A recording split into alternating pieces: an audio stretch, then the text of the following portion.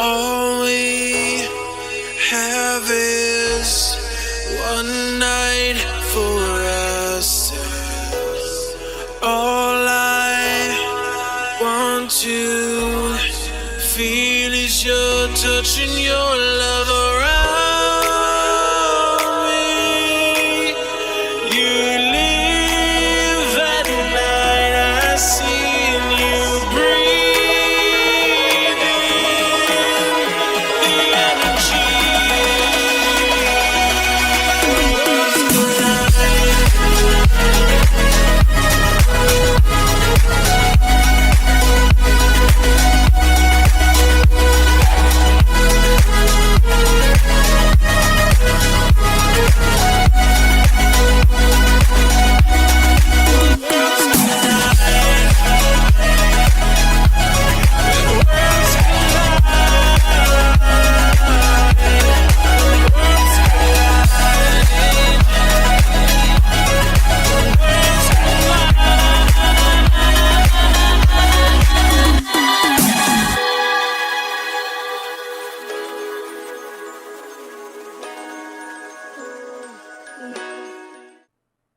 Ta-da! And welcome to the show, the Hidden Levels Conference, Games Conference 2017, the first of many. I know it's a bit amateuristic, but what can you do? You know, limited budgets and all, but yeah, we made it. 2 years in the game, baby. Ooh yeah!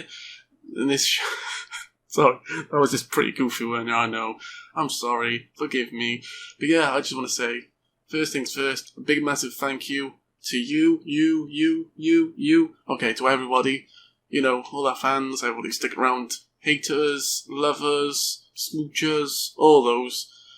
Thank you for everything. It's amazing, all the support. We hope, you know, it really helps us grow and yada yada yada. Keeps us going strong and insert generic, uplifting, upbeat emotion here.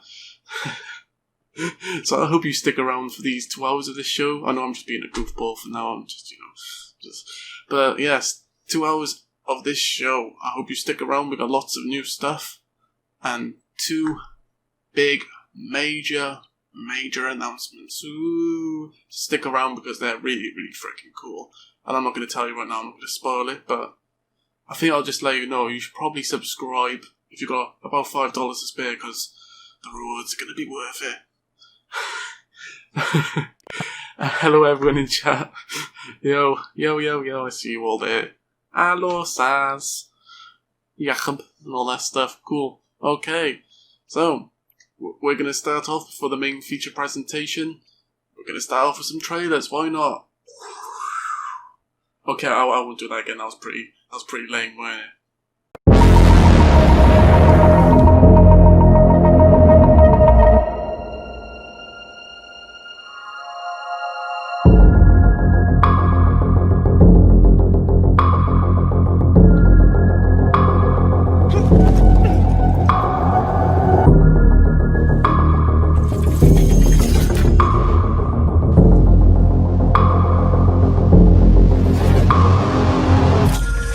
I don't know what's most absurd. The palace populating itself with these grotesque hostiles, or you charging on like you'll be able to survive.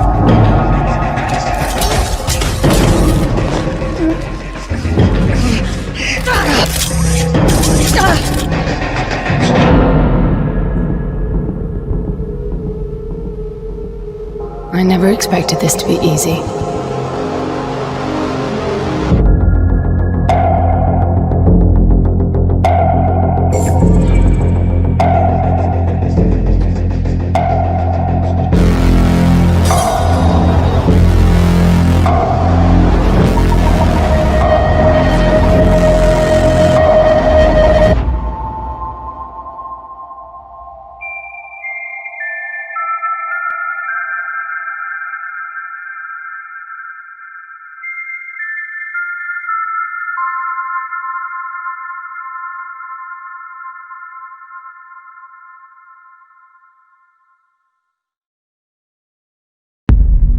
Access to information has never been more important. Liberal democracies are under attack. Journalism is always at risk. Are we at a fundamental change point in the way we consume information? Traditional journalism is losing its power to the internet and the echo chamber of social media. People are beginning to believe what they want to believe. Crying fake news has become the easy way for people to cast doubt on stories they don't like. We are fighting the fake news. It undermines the idea that anything is true. Unpopular ideas can be suppressed without the use of force. The truth must always be spoken. The only way we can help the world amend itself is a baseline of facts. They have to be accountable for what they say. The courts and the media are the two things that stand between an elected popular leader and total power. Alternative facts. Mainstream media has been too complacent. That's fake news. No, I can't, and I would never admit You are fake news. Post-truth. The time to rise up in defense of what we believe. Let's not end up in a world where not only are we not speaking truth to power, but we're not even able to discern the truth.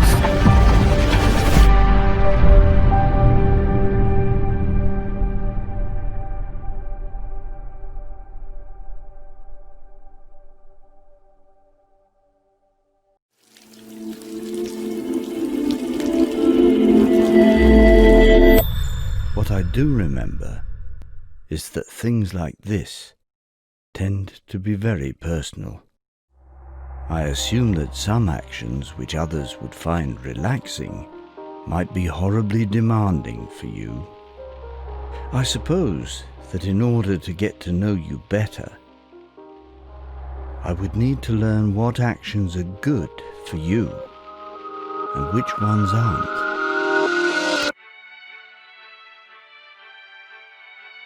I feel like I need that, if I am to remember.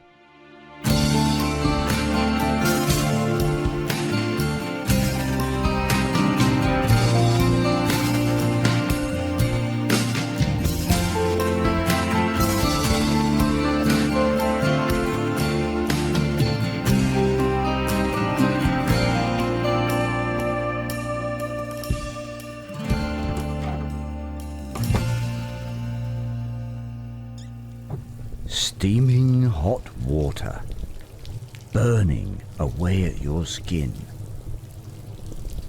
Does it feel like someone is holding you? Close your eyes and you might be able to dream yourself away. To anywhere but here.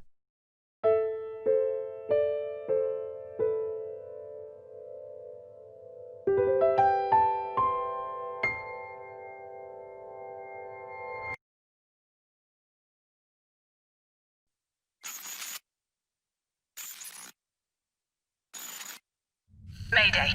This is Commander Emma Sutcliffe of the Vitruvius mission. I am stranded in an unknown location following mission success. Are there any survivors out there?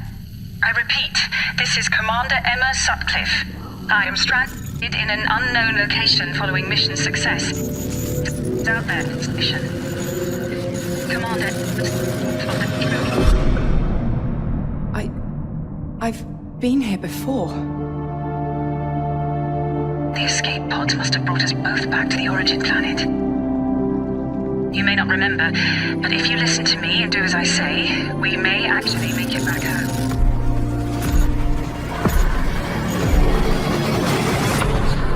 It's time to find out what we've done.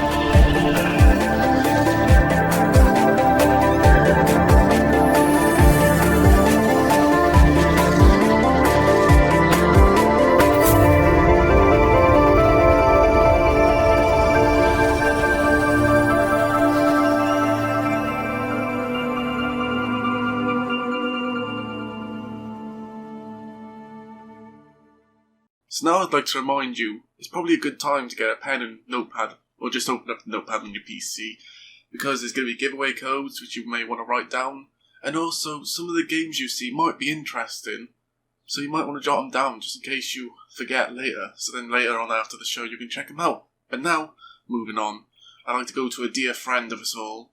In fact, one of THL's fan favourites. And he's a damn good close friend of mine. And he is basically one of the founding fathers. I'd like to introduce you to Sangrias. I know I said I wouldn't do, but I did. So, Sangrias. Take it away, buddy.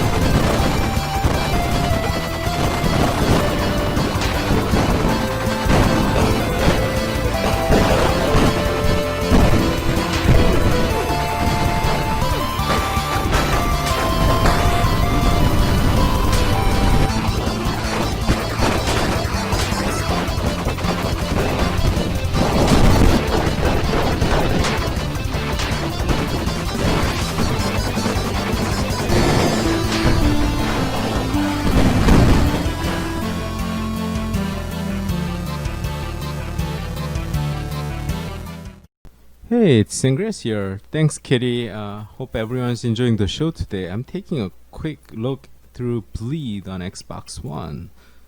This game was originally released on the Xbox 360 as the XBLIG, their indie games program. It was received very well, soon ported over to Steam, and now it's coming back to Xbox as an indie game. ID at Xbox game, so Xbox One game called Bleed. It is a challenging platformer game. If you guys know me, I love platform games. So, and I missed it from the Xbox 360 days. So I was looking very much forward to this game, and I'm very happy to show this one to you guys. I get the chance from the developers to get an early look and show it off in our 2-year anniversary special show here.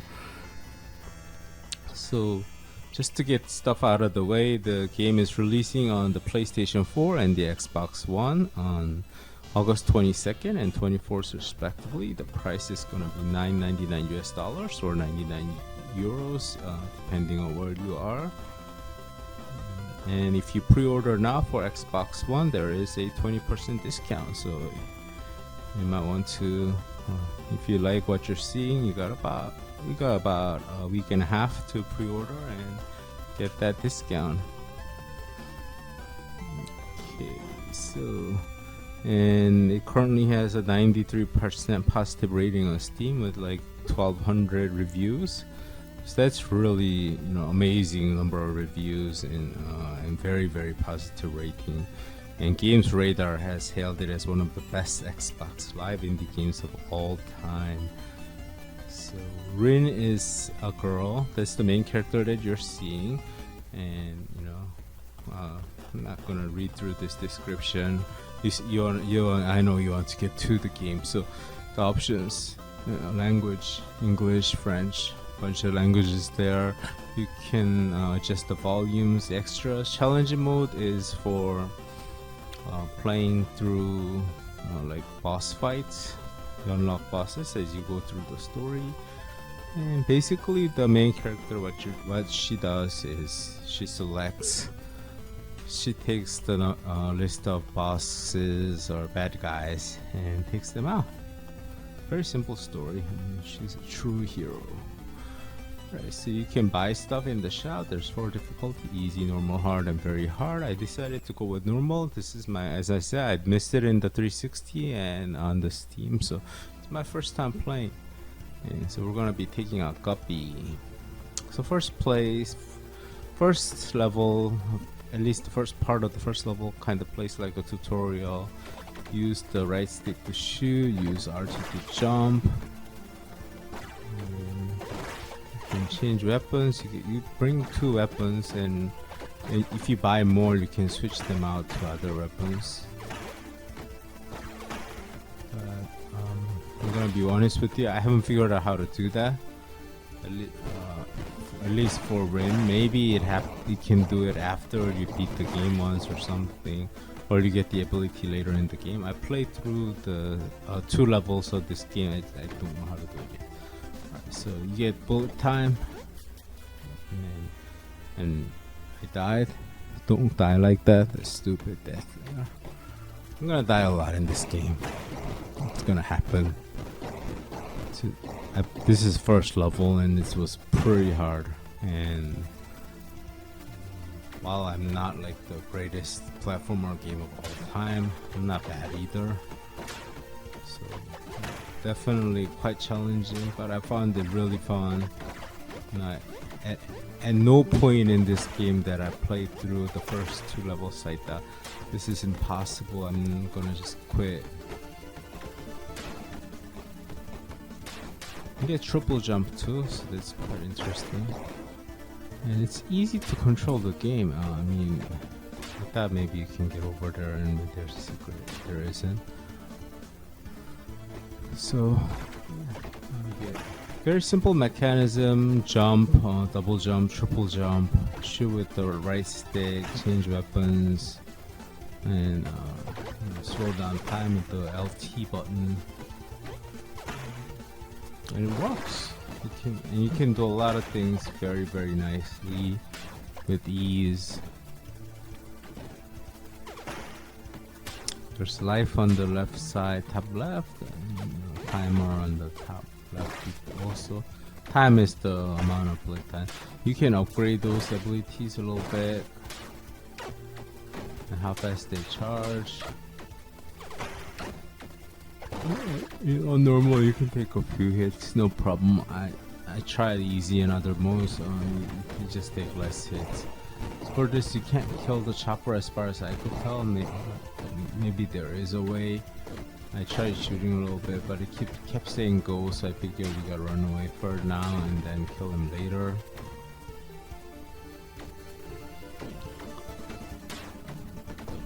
I'm almost at the top here. I thought there was a way there. There isn't. Alright, so here. It's not a tough fight. Just don't have very much energy, so I die soon. And I don't know his patterns just yet, so. Alright. Still, like I said, at no point in this game I thought it was a very unfair fight or anything. Using the rocket launchers I thought was maybe a good idea, but it turns out it's not. You're shooting a lot faster with the pistols. And on the top right you can see the ranking. If you kill the boss without getting hit and do it fast, you'll get the ranking up to all the way up to S. Yeah, I'm having trouble dodging, but I'm gonna kill him soon. Got him. Alright, so I got D rank, whatever. Oops. I think you do have to fall into this. You get an achievement for that, but the door didn't open until I fell into it, so. I can do wall jumps. Strangely enough, you could turn wall jumps off in the options. I don't know what that means, to be honest. In most games of this kind that I played, if wall jump is a mechanism available, you have to use it to, beat the game. So turning it off, does it give you more challenge? What does it do? I'm not sure. I have no idea how to dodge that attack because he gets angry. He kind of tracks you, and I don't see a way to dodge it. So if you know how, let me know. There's gotta be people watching this who's played this already on 360 or Steam and thinking, oh my gosh, this Sangria's guy sucks. So, I'm not trying to be sucks on this video. I'm trying my best.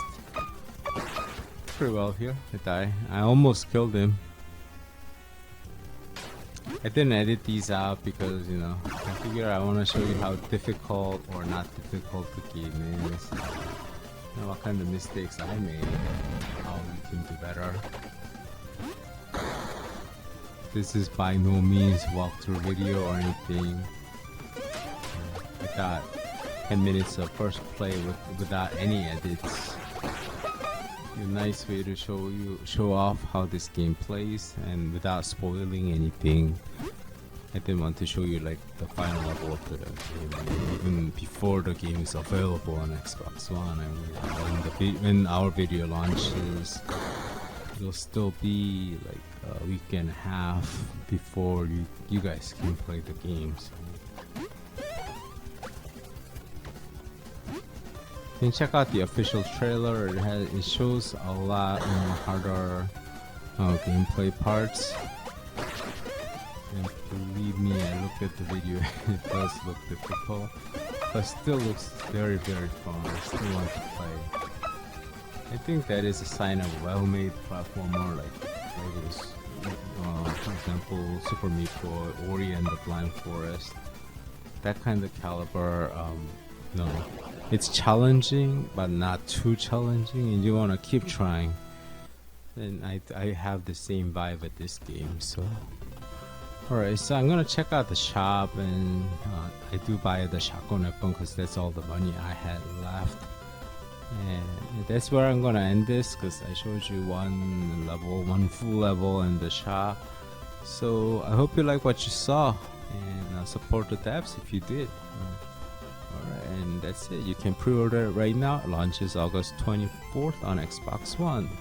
Back to you, Kitty.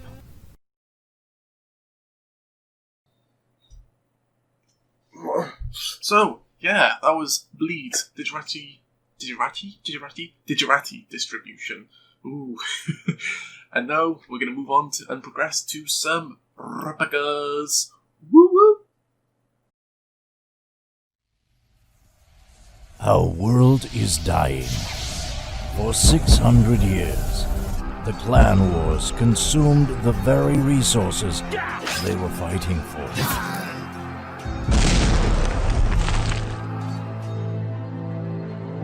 Now, we must build a portal to the new world.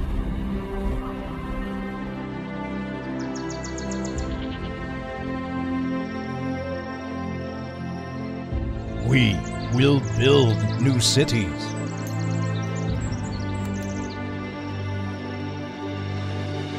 We will regain our wealth. We will build our armies.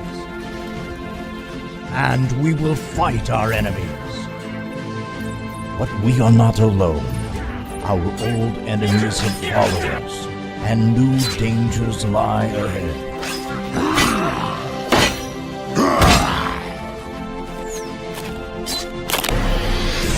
Our journey will not be easy, for we are going to Ellaria.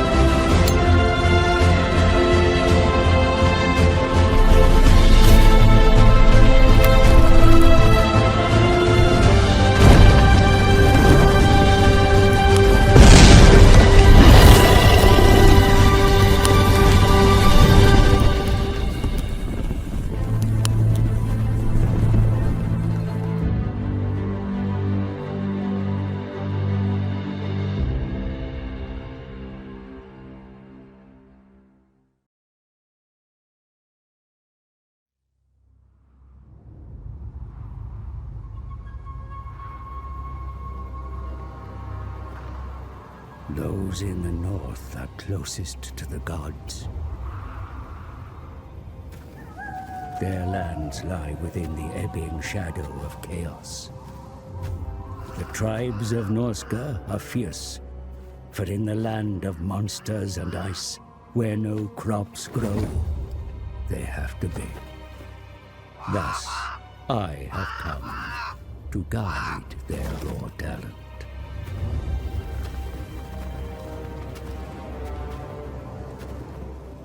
Why waste such savagery on each other, while the southern lands are ripe for ravaging?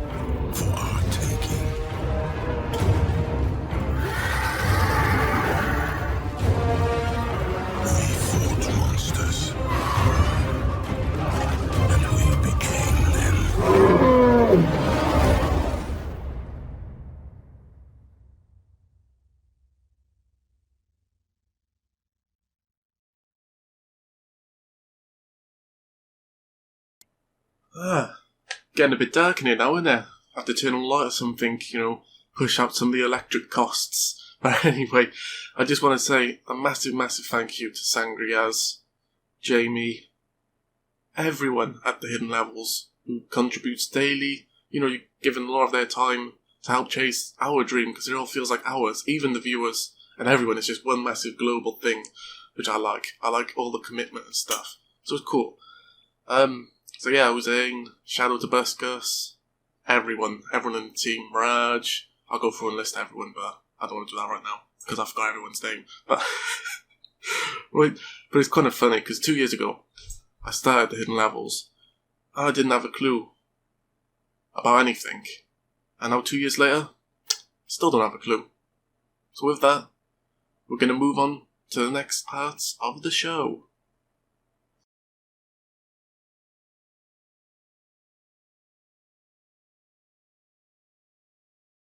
Peggy 16. A sword such as this will bring honor to its bearer. This is nice work. It's new, isn't it? You know the trouble with an adventurous life, son? It can end before it gets started. I might teach you how to handle a sword, and then someone will shoot you with a crossbow. Now, for the maiden bloodletting. Surely your father never would have imagined it would be your blood. Such miserable luck, to die by the sword you helped forge.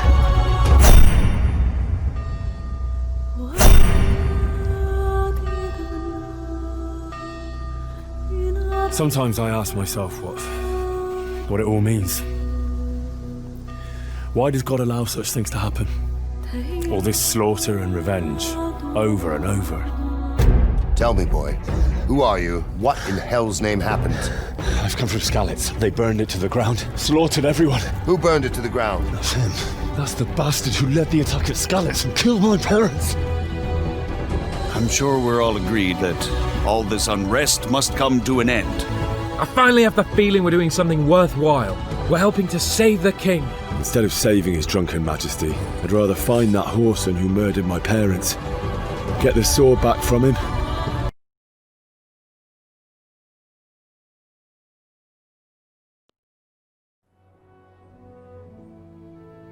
So we're at Silver Skalitz, Bohemia, 14030 AD.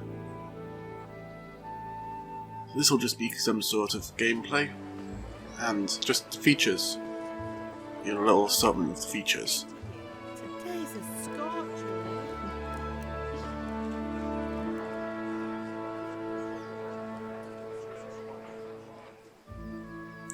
So right now we're just going to have a little glimpse of the cutscenes and of course interaction with the characters and how their voice and stuff.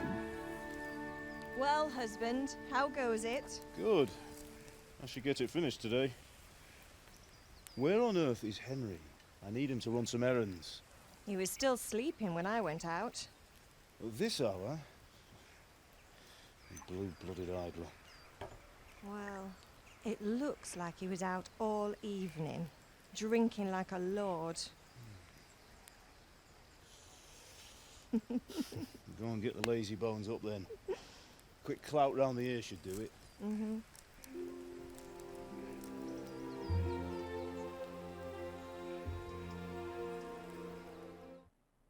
Right, onwards we progress now. This is your actual user interface, of course. You can be running around, look at that, the scenery is beautiful, the whole town is beautiful. It does look like something from 1400s. Come here, I need your help. This person you're talking to here is your father, so... At least you're up, that's a start. Anyway, we've a lot of work to do today. I'm finishing the sword for Sir Radzik, and I need your help. With what? I'm running out of charcoal. Run to the market and buy a bag from the charcoal burner. There's always with any good RPG game, well I say any good, with any RPG game, you get access to this sort of book here, which tells you everything: tutorials, characters, society events, Silver Scouts, lots of lore there. I love reading, finding lore, and like on Elder Scrolls and stuff, where you can just go for the books and just read them and stuff, you know. Yeah, I have to say the graphics of this game really impressed me thus far. When it does come out, I look forward to playing it.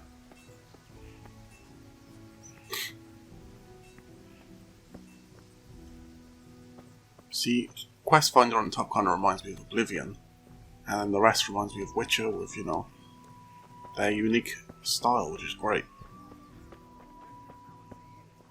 God be with you, Henry. Indeed I am, or I'll have nothing. God be with you, Kunesh. What do you want? My father sent me to get the... I've got nothing. Clear off. And this town isn't really friendly from what I've seen. You know you owe father for a lot more than just the axe and hammer. If he went to the bailiff about it, you'd be in deep water. At least pay for the tools if you can't pay for everything. I told you I have no coin, you bastard. Get the hell out of here, or I'll use the axe on you. I must have misheard you. It sounded like you just told me to clear off. But you wouldn't be stupid enough to think you can steal, not pay your debts, and then try to scare me, would you? You son of a whore. How dare you speak to me like that? Didn't your thieving father teach you any manners? No? Well, I'll teach you then. Take care. And thus we are already into our first I'll wipe fight. my ass with you. You see, we kind of use this 5-star fighting system. Kicked him in the head. Oh. And you kind of... It reminds me a bit of For Honor, the fighting in For Honor, where you have like 3 segments and you block one way. Yeah. Oh. As you see, we got stamina in the back, in the bottom. We're just skipping ahead here after we whooped Coop's ass.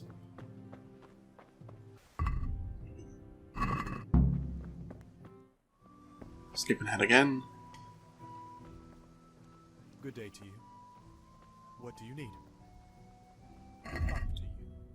And you go merchants, good old merchants, love them.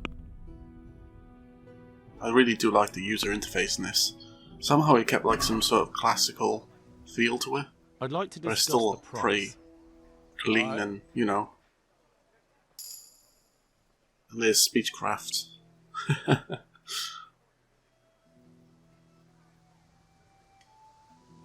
Is this Bartering.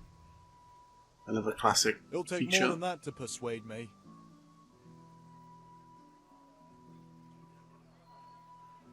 Alright. And now?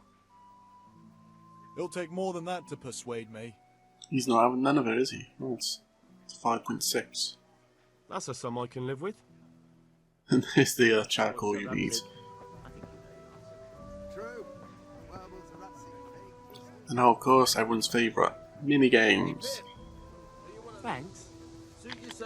Bring lots of dice. Don't know what I'm doing. I'm just gonna click around. No idea what's going on.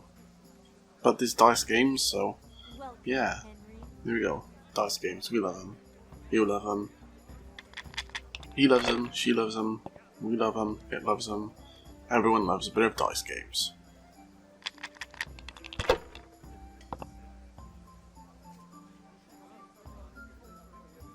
And it's funny because I have no idea now what's going on. But, dice games, but hey. Skipping forward. We're now in this social interaction here. Deutsch deserves to be taught a lesson, doesn't he, Fritz? Too right, Matthew. Should give him a proper hiding. Are you mad? Do you want to end up in the pillory? Don't listen to Fritz. I've got a better idea. Deutsch was talking such shit, made me think of that huge pile of manure. You know? The one right next to his freshly whitewashed house. You think we should redecorate for him? Count me in. Well, I'd rather torch it, to be honest. But doing some he doesn't exactly seem to be the sharpest pin in the box. What do you say, Henry? But I was going to get ale for Father and a few other things. We're finishing Sir Radzig's sword. Come on. Doing a few handfuls of manure is not going to take all day. And it's our duty to defend the honor of our king. So, Hal, are you with us? Oh, turd.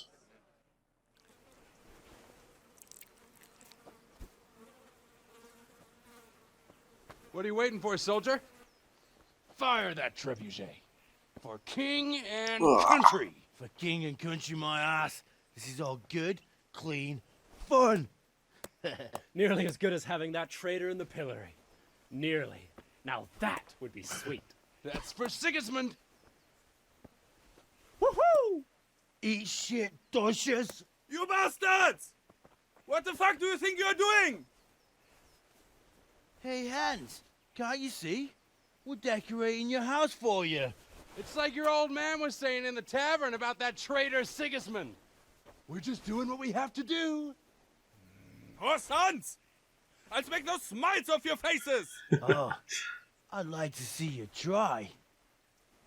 What are you doing here, Zbigniew?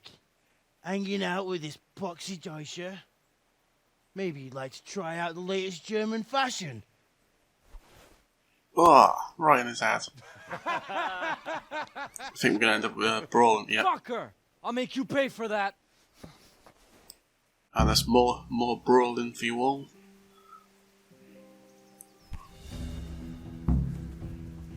Oh, kicked him in the back. Swinging wildly as you do. Oh! I'm gonna enjoy this. Got you. Come on.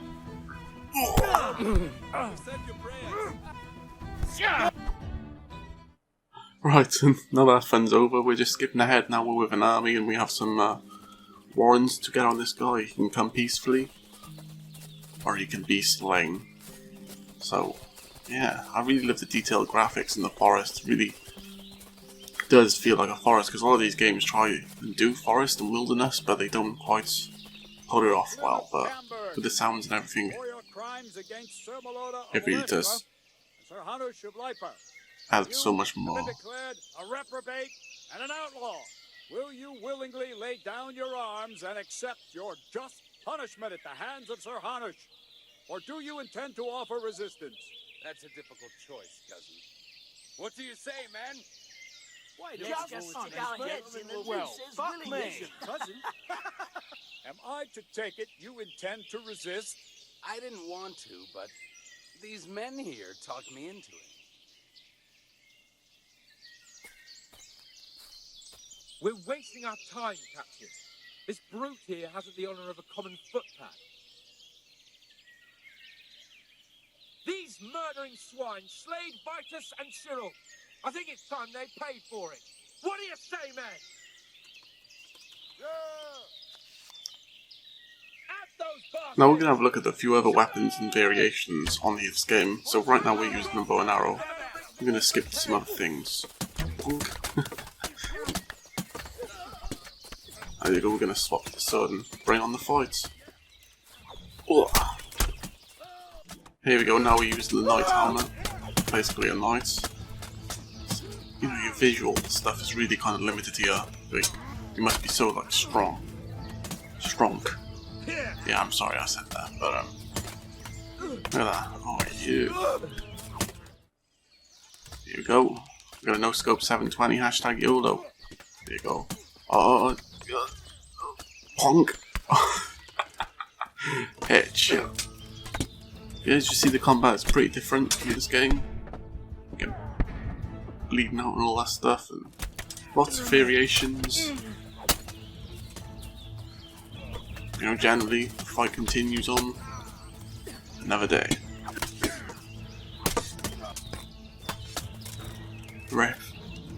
Ripperoni. Who are you shooting your bow and arrow at, sir? I'm gonna take you to... Oh. Taking heavy losses. And now the final piece of this warrant.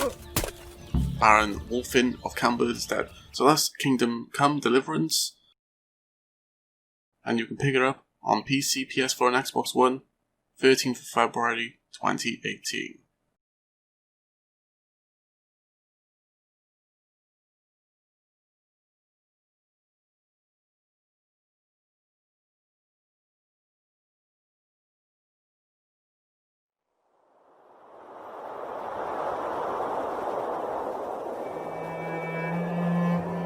The world has abandoned us.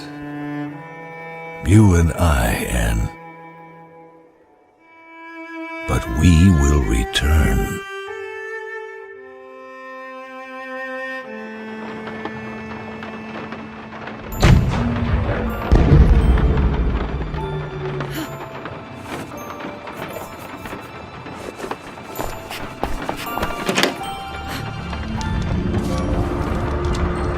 Oh no.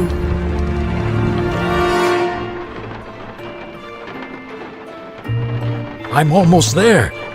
We are going home soon, Anne. Of course, Master. Leave it to me. I'll call you when I get there. Oh, and Anne? Yes, Master? Never mind. Stay vigilant. We only have each other.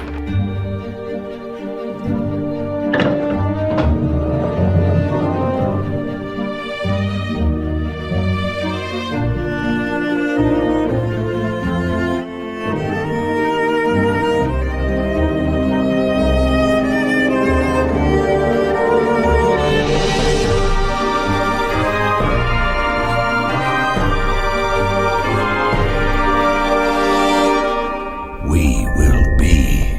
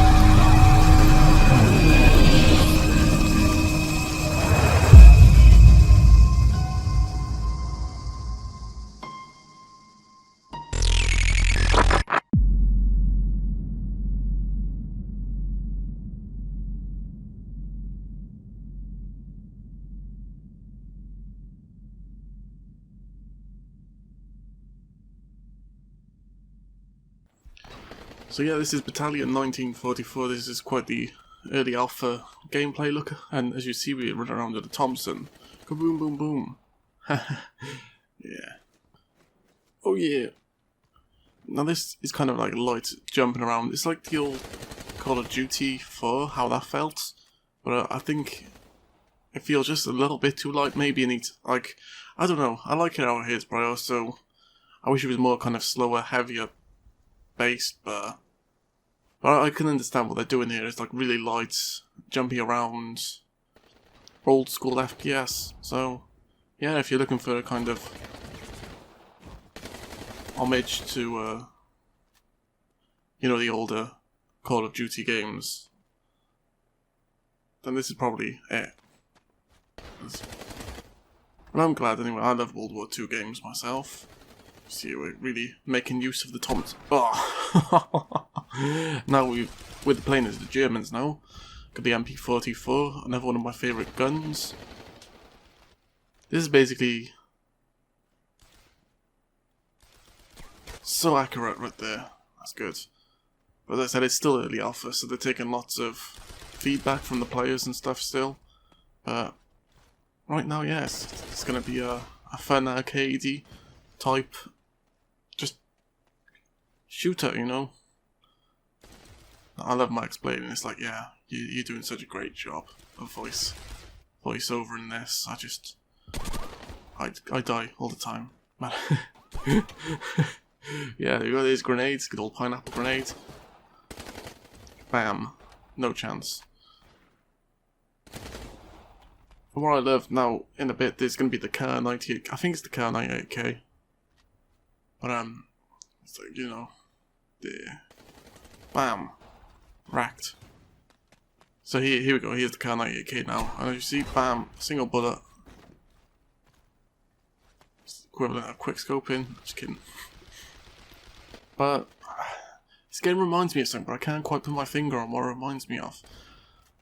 Double kill, triple kill, overkill. No, just kidding. But yeah, I mean, it's a different experience. It's given me lots of memories. I think it's mostly Call of Duty though, with the kind of the lightness of it, jumping around. But it was back in the days of Call of Duty when only I was the one who used to rush and everyone used to kind of play it more slower. But now everyone seems to rush on Call of Duty. I don't know, it's, you know, okay, there we go. There we go. Oh, no, missed no scope 720 YOLO hashtag blaze it. We missed it, and again I cry. So yeah, there we go. It's kind of Battalion 1944. Wait, did I say 1944? 1944? I'm confused now.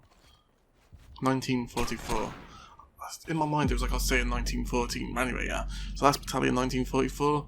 And this is a Square Enix segment. Hashtag FPS resolution. Enjoy. Oh my god, heads. Oh my god, his bodiless deities, lots of variety, and powers beyond belief. Be careful, they get pretty mad when someone picks them up. Take them to your team space before they blow their top, or just cut down anybody who tries to get to them instead. No mercy from them. Oh my god, heads. The more heads you hoard, the more points you score. Some crush you dead, some mess with your head. Exploding pie may get in your eye, but it's worth it for them. Oh my god, heads. Woo! Yeah.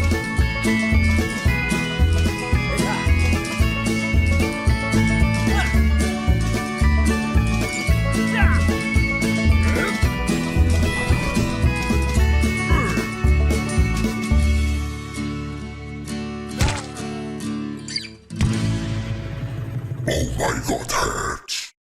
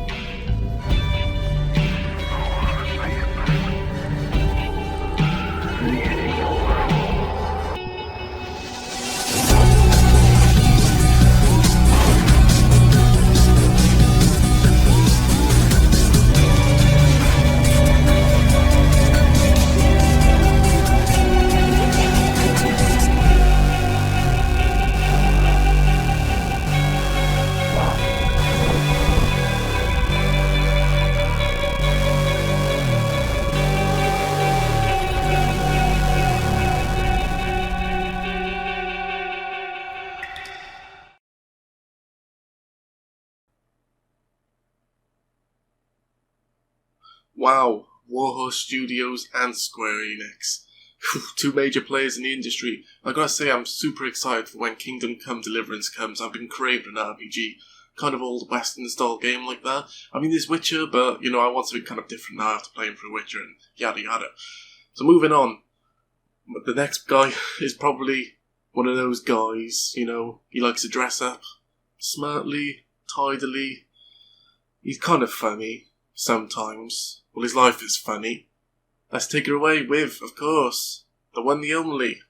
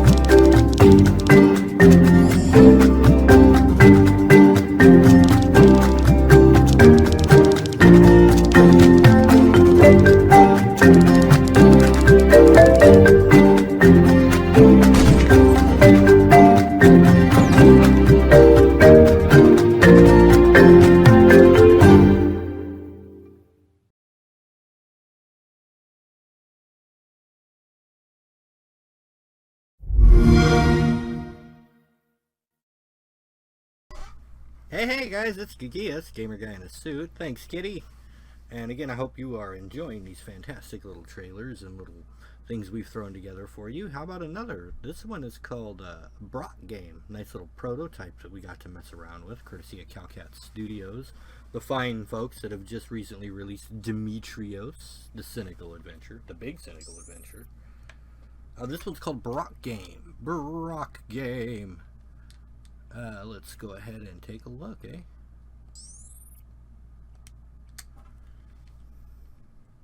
It is not a conventional game. It combines classic adventure with beat-em-up action.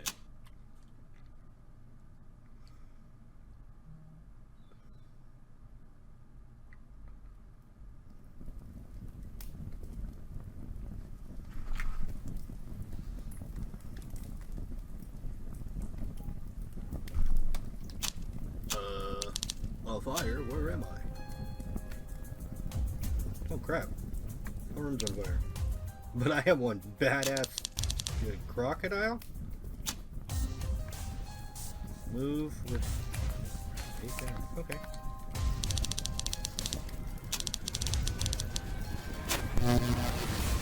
Ooh.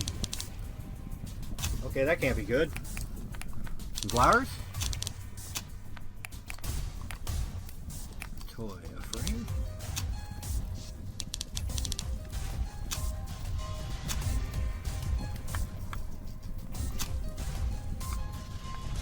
Ah, interesting.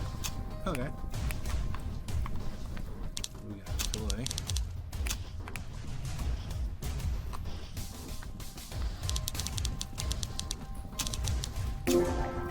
Take that blanket. It's a digi-window, and it's broken. Oh, okay. Hold on, we got an inventory. There we go. Let's take our blanket and put it on the fire.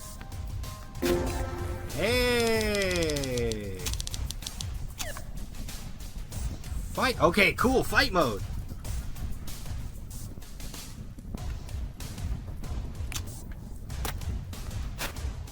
Okay, so there's action mode and there's fight mode. Oh, so we have to fight the door. Oh, nice!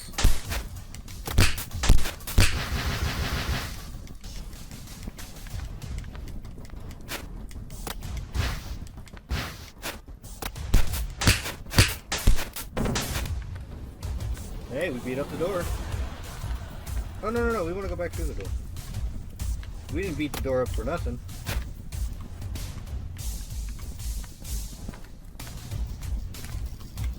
Hey, robot. They got no batteries!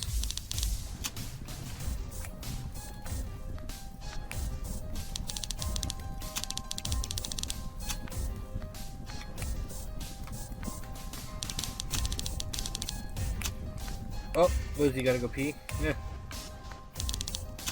Another tripod.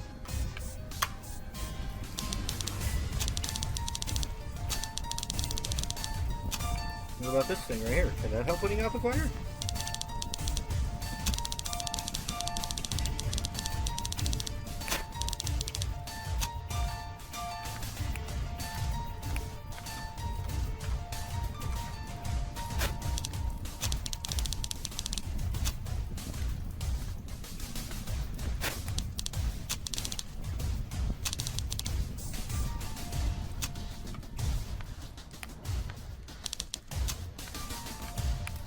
It is out of juice. It's out of batteries. Nope. Hello! Unidentified user. I'm Brock, bro! Brock Game! I am Brock with Brock Game. Burglar? I'm not burglarizing anything. I live here, bro. At least I think I do.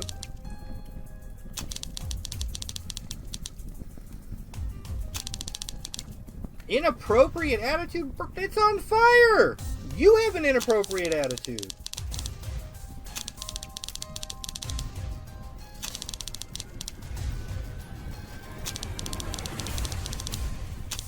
Oh, do I get to fight it? Oh, please let me fight it.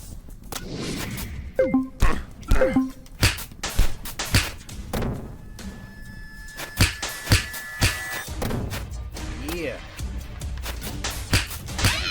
Shouldn't have got up. Oh no! Oh shit.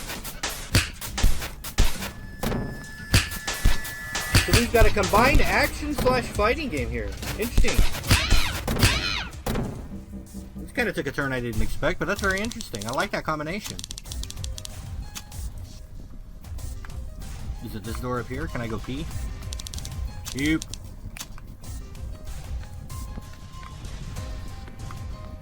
Perhaps it's this door. Hey!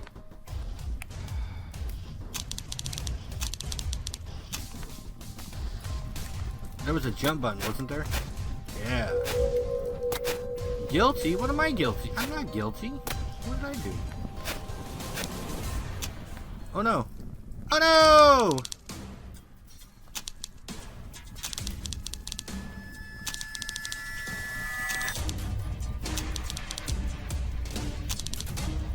I know why what?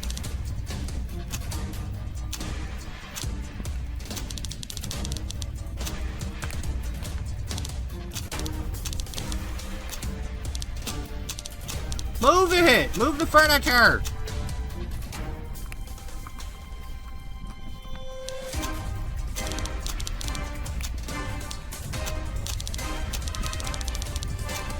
No! Do I have anything in my inventory? Nope. Nope.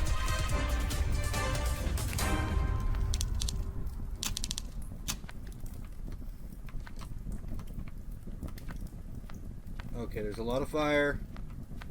And I'm panicking. Oh, and I fell into a hole.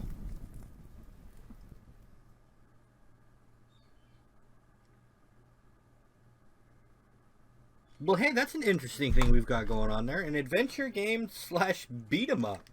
Side-scrolling fighting to go along with your point-and-click adventure. Definitely worth checking out when that comes around. Again, that's just a prototype. That's still a work in progress, but brought game from Cowcat Studios. I'm assuming if you like Demetrios, it's going to have a similar humor. It seems like it does. But it looks like it's going to be a lot of fun, guys. I'll hand it back over to Kitty. Enjoy the show. Hey, so I hope you're enjoying the show and it's got lots of different variety to it. Hopefully you are. So we're going to be playing some more trailers. Some cool trailers, interesting trailers, some of my picks. And after that I'm going to go to a publisher, well known, who I love, who have really blown up the indie scene. They're one of the biggest indie publishers around, and I really do like them. This whole show basically sounds like I'm selling out, don't it? But no, I am generally interested in Kingdom Come Deliverance. I'm interested in the Square Enix title, Tokyo Dark, especially now I got a release date. And of course, now we're moving on, but I'm not telling you who until we get there. But they're really big, and I really love them.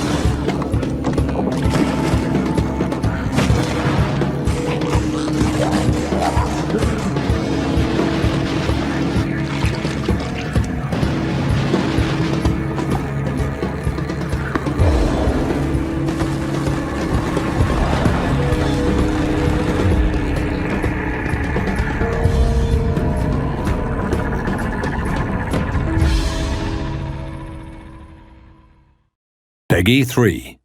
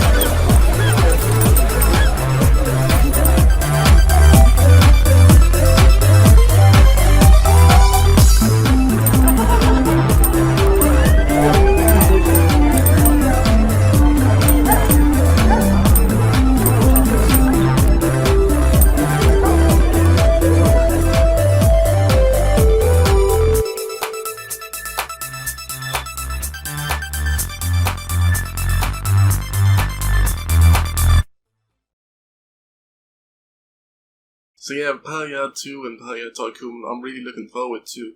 The next person is a very, very close special friend of mine. He's an indie developer, and I've known him for a little while now.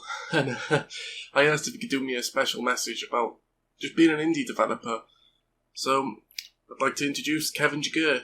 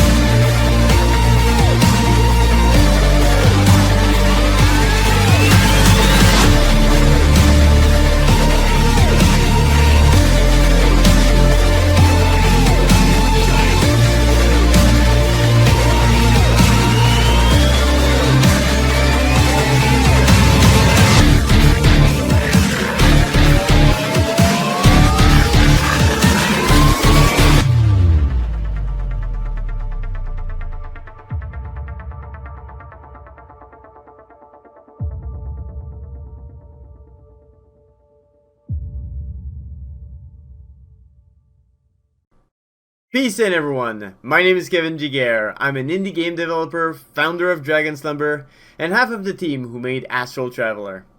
I wanted to come to you today to talk a little bit about the world of gaming, especially indie games in 2017. You know, we are so lucky as gamers with the abundance of choices that we have. There are so many games coming out each year, several thousands in fact. Many of them awesome, but man, there's just too many of them to play, that's for sure.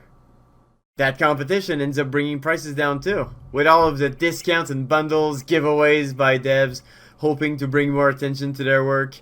I own over 600 games, and I'm sure many of you have far more. It's easy to forget that for each of those games, there are people who worked on them for months, even years, people who sacrificed social lives, relationships, friends, not to mention all the money spent to produce assets, and even just trying to promote them. The sad reality is that many of them just fall by the wayside. Not even forgotten, just never discovered. Sure, you can go to GameSpy and find 10,000 owners for some games, but once you take into account all of those discounts and free promotional giveaways, for most indie game developers, there isn't actually a lot of profit. Often we don't even make back enough to pay the production costs, let alone the time we spend. And gets even worse for games with a small number of sales, since GameSpy estimates tend to greatly inflate their numbers. I can assure you that the sales for my own game Arrowlight Core aren't even close to what's listed. Behind all of those games, there are people who cared about creating something awesome. Now I'm not saying that every game is a gem, and I can tell you that we always have plenty of regrets once we actually release, no matter how much time we spend polishing them. But they still mean the world to many of us, years of labor in some cases, all in the hopes that perhaps we'll be able to make a living out of it. So please, cherish the games that you have and have a thought for the hundreds upon hundreds of devs who brought them to life. We live in a time of abundance, so let's be grateful for that. But let's not forget the price behind that abundance. Instead, let's celebrate all of the talent that goes into our entertainment. And finally, I'd like to thank and congratulate the Hidden Levels for 2 years of hard work and dedication. I know how challenging it is to build something like that, but keep at it, it's paying off. And as for me, well, you can find me in these places. I stream game development 6 days a week, so if you guys want to drop by my Twitch and chat, I would love to have you there. You can find me at twitch.tv/dragonslumber. Alright, peace out. Now, because we're going to be running over slightly 2 hours, I think it's a good time to have a little toilet break. But I'm going to be playing this game called Gotta Go. It's on Steam, it just released. And it's about Gotta Go in. And for those who stick here, we'll do like quick, Steam key giveaways when we're playing it. It's going to be about 5 minutes, so if you want to go take a poo or tea or anything like that, take it away. But we're going to check out Gotta Go. But yeah, this is Gotta Go. Come out today. Well, hey. And yeah, so as you all go and do your things, we're gonna do our things here. So first thing first, we're gonna play. We gotta choose male or female. We go with male employee today. So you get all these different difficulties and perks, but we're just gonna jump straight into it. You see, welcome to the office. We're thrilled to have you here. There you go, we get a daily planner. So, to the top left we get behaviour meter, TPS reports and fat primed. And we gotta get to the toilet before our gastric gauge runs out. When we run, our behaviour meter goes down a bit as well. Now we have a fat prime. But yeah, running is bad. But these reports here, if you pick them up, they increase your behaviour meter. But if your behaviour meter goes all the way down, you're fired. We're getting out of that. There you go. We let one rip. And these guys will do their best to try and stop you by talking to you. They're chatty employees. And you can press a button just to tell them basically shove it. Which I do, which lowers your behaviour meter even more. Like right now, shut up. See, my behaviour meter is going right down. Oh my god, leave me alone. But you can just choose to talk to him, but you can press Y, A, B, B. For each one you press wrong, push it back down the bar. Oh, go away, for God's sake.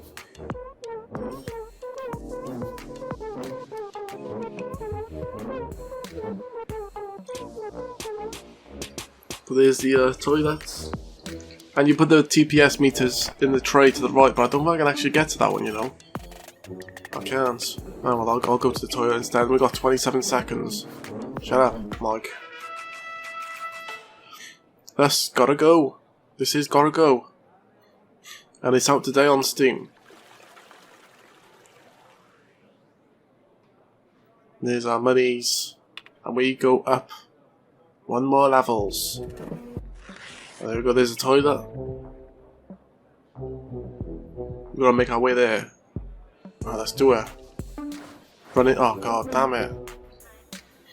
Have to prep this guy casually. Brum, brum, brum, brum, brum. Anyway, let's run.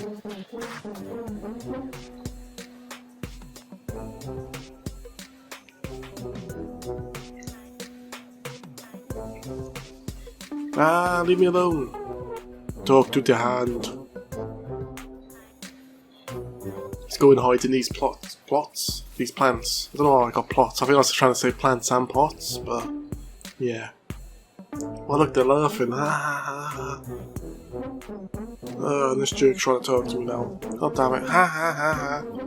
Shut up. Oh wait, leave me alone. There's no time. Here's the toilet. No. Victory! Here's level 2 done. Ah, that lovely sound of swishing.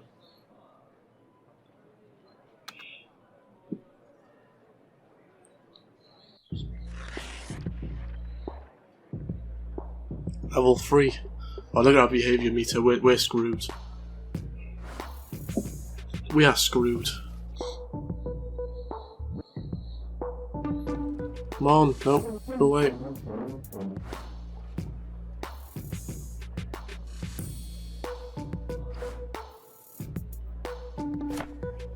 No. No. We have to run away. Run in, run in. Oh, we got the TPS report. No, we're fired. Ha ha ha. So yeah, that's gotta go. You literally gotta go. And it come out to Steam today, so if it's something you're into, then go get it. So there's my termination report. And this game supports the awareness to stomach cancer, so yeah, this as well. So thanks guys. Let's continue the show. So, I hope you all done your business and got your tea and all that stuff. So for the next bit of the show, I'm just going to be quiet and just let it flow normally. And just, you know, I'll be back until the next announcement, but until then, I'll be quiet and just enjoy the show, and just feel the flow. Thanks.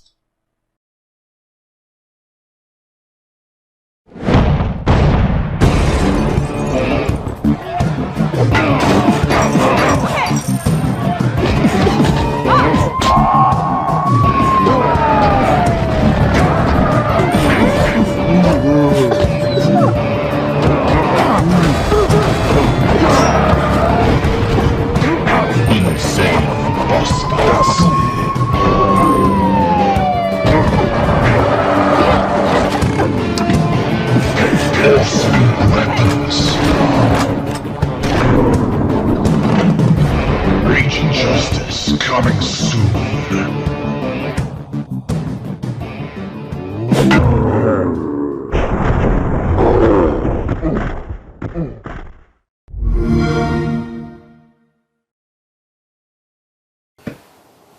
Hi, I'm Nick Macon of Making Games, and I'm the programmer on Raging Justice. Raging Justice is a modern take on the side-scrolling beat-em-up, taking classic gameplay influences and mixing them with detailed high-definition graphics with a bombastic 3D surround sound audio and with a modern, fresh feel to the game. The story is Nicky Rage and Rick Justice, two maverick cops, are fighting to save the city from a mysterious crime lord.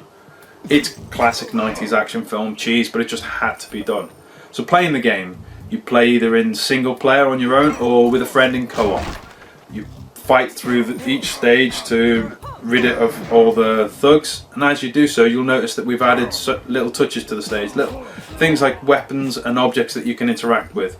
There's a phone booth, why not punch it, knock it over and knock out a thug, or pick up a baseball bat and do the same. Or better yet, notice that there's a rat on the level, kick it and it'll fly across the screen and knock out a thug. It feels really good when you time that just right.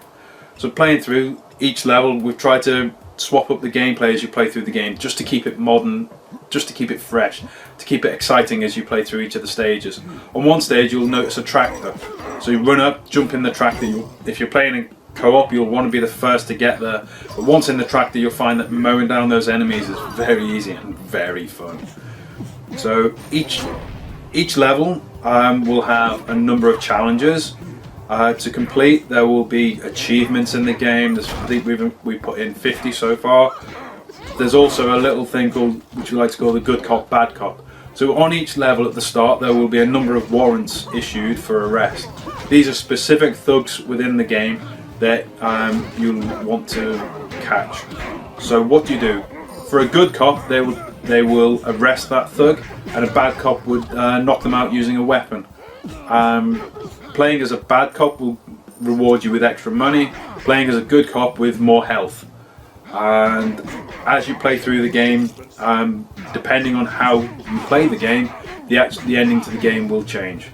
So what is Raging Justice releasing on? Raging Justice will release on Xbox One. That is our launch target. We will also release on the Windows 10 store. We're also coming to Steam on PC and Mac. And our plan is to release it after that on anything we can get our hands on, really. So that's that plan. Where are we at? Well, the game is finished now. We are just in our final bug fixing stage. And once we get to the end of that, all the bugs get squished. We will be taking our Gold Master and releasing that to cert, and then as soon as we can after that, we will release the game. So, where can you find out more information about Raging Justice and Making Games? You can head to our website at www.makinggames.com, or follow us on Twitter at Making Games, or search for us on Facebook.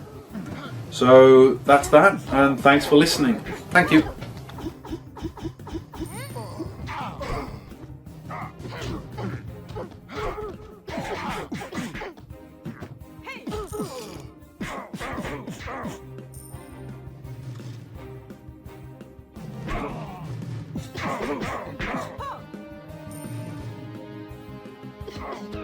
I'll show you justice.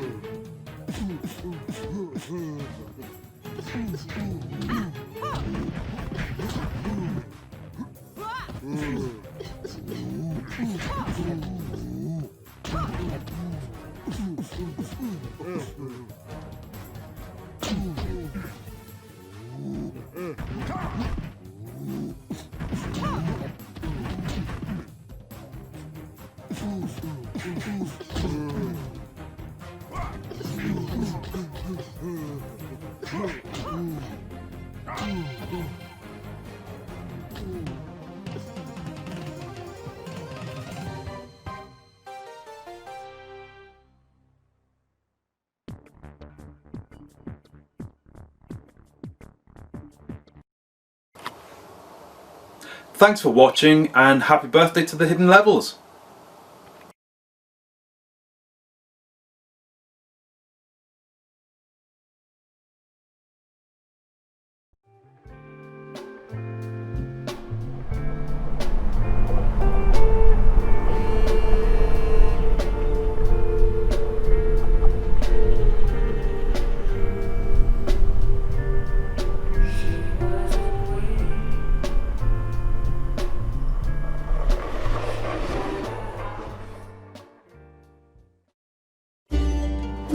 Family exiled from home. For reasons they cannot fathom.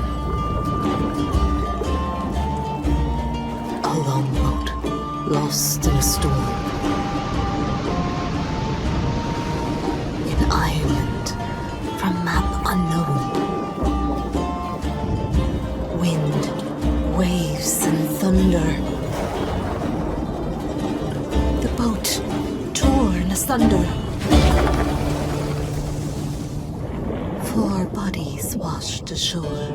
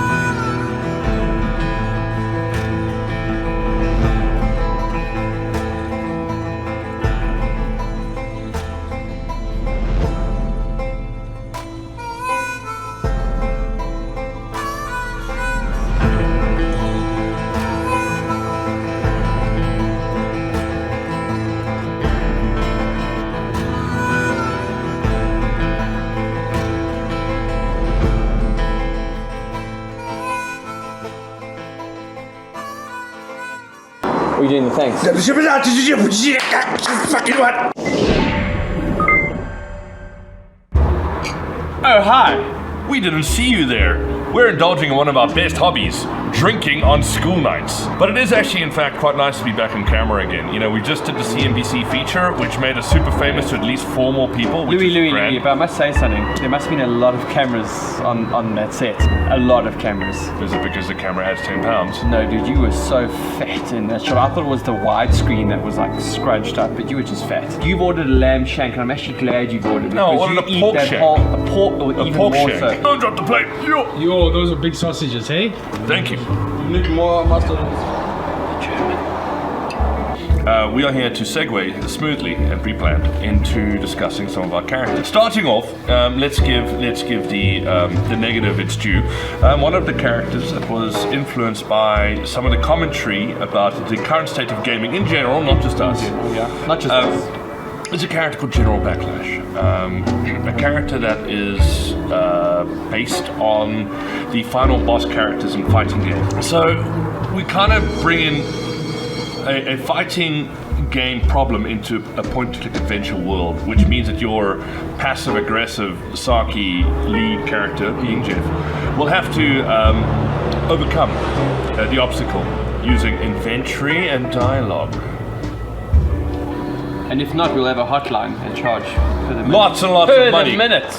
That's how we get you. Penny is the kind of character that normally gets saved with the use of scrolling to the right and jumping. And she's always in another castle. They can't just be the girlfriend. The girlfriend got dumped for the princess. Yeah. As it turns out, Penny was so used to being captured and being pursued that she's now left with no Prince Charming and no captor. And she's chatting at the bar with...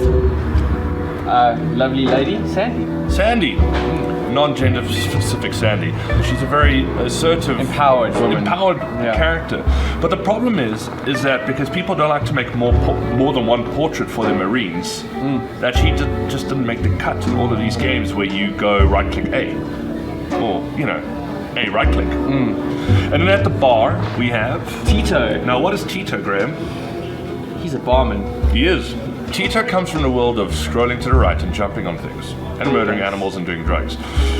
Another character in the bar is a sad, lonely character. He kind of got stuck in the middle management of evil. He didn't quite make the grade.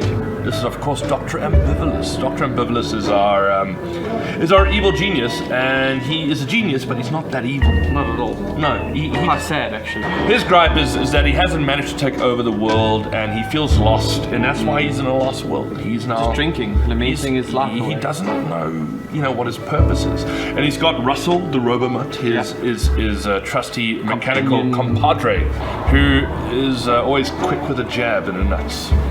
And he's about the right height. He's the right height. And I think that's about all we're going to say about our characters up until now. We don't want to ruin the entire game for you. No, we definitely don't want to talk about everybody. But if you get stuck in a game, you should watch this video diary, which you'll only know if you've already watched this video diary, which means you won't get stuck. Unless the game changes until release. Skynet! It's Skynet! Skynet!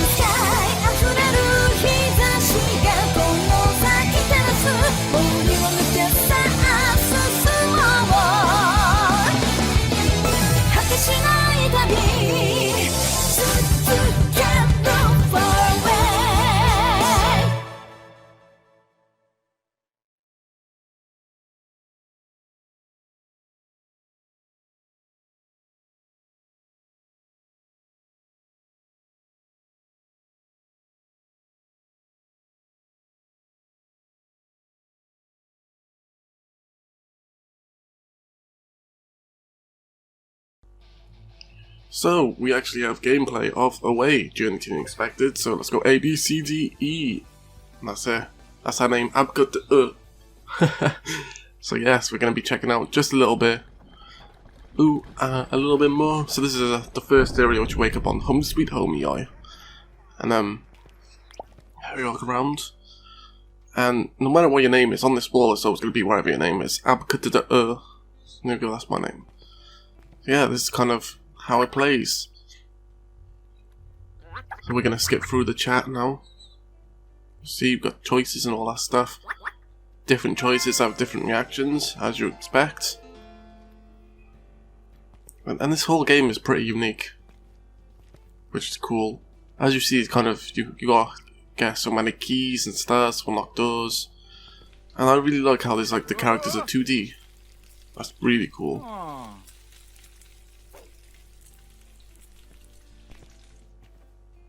To the top left, you see you got 4 different slots where you can have 4 different characters which you can swap between. There's a doggy, woof woof. Hey, I'm cooked up. Is everything alright? Someone's come and try and destroy that basement, so we're just gonna pick his stick up and just knock him out. There you go, he's gone. Well, let's see what they're up to. Let's crack in. Let's see who's tried to invade our labs. The underground. So we can go to the desert, but that's locked because you need certain stars. You get stars by doing all these quests and, you know, completing stuff, and bam. So this is kind of the fight system. So we're gonna go ahead and skip on past this into one of the final boss scenes because that's all we got time for, unfortunately. I know, I'm sorry. I might upload the whole original footage onto the YouTube, the whole 20 minutes of it, but yeah, we had to kind of adjourn it. So we're right at the end of a dungeon now. We're about to go for this wall, this secret wall. There we go. I was like, what is that? And then, you know, just go through it. Found all the secret stuff, the secret items. And lo and behold, we're about to face off a boss. And we use that one key to get in there. But from what I played, this game is pretty awesome. And I do like it, and I'm looking forward to it. It's Q1 2018 release date. And here's the boss. He wants to bring me some, I'll bring him some. Let's go. So as you see now to the top left, we've got like 3 more characters to choose from, but we stay as this guy, because we're badass. Bam. Oh, he's shooting his load at us. We got energy, which we can use just kind of magic attacks. See, we're using the old guy, and now we swap back to the Dragon Ball Z lookalike. But yeah, the team's been heavily inspired by anime because, you know, they love watching all that stuff. So we're back to the old man doing spells again, which is pretty cool. So we run out of energy there, so we lose that teammate for now until they can get replenished. Now we're being the tree. Ah, tree man does. And he has little kind of, you know, those traps there. It's pretty cool. We're gonna give it to this boss right now. We're gonna pick him up. Bam. Oh, look at that, we no-scoped 720'd him. So yeah, Palladius section, the whole Palladius section is pretty interesting. I look forward to everything they got, you know. So I want to thank them for participating in the show, as with everyone else. This is great. Alright, I'll see you on the other side. Peace.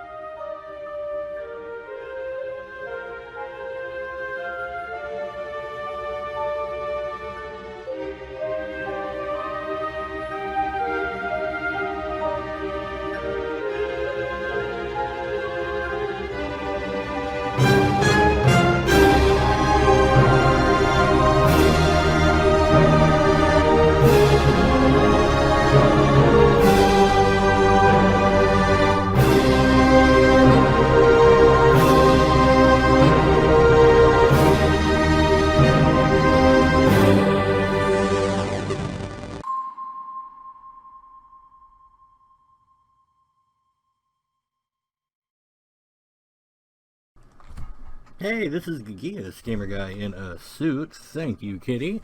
Hope you guys are having fun watching all the good stuff we've thrown together for you today.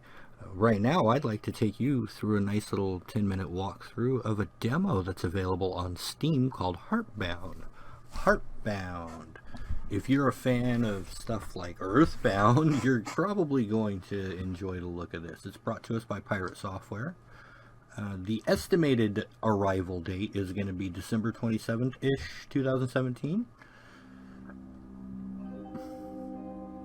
It looks really pretty. I like that opening scene. Let's dig in.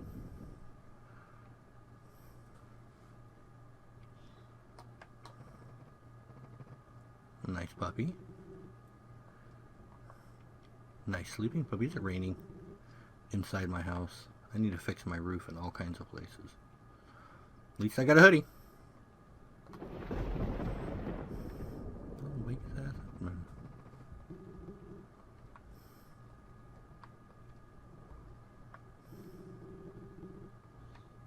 Sleeping isn't a bad idea. I like sleep.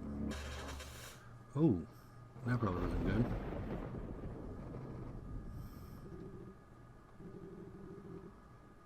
Oh, does the dog talk? Awesome.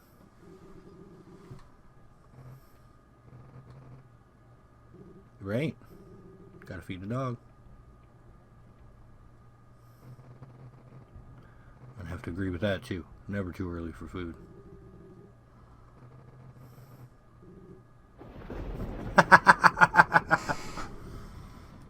Uh-oh. That's some foreboding.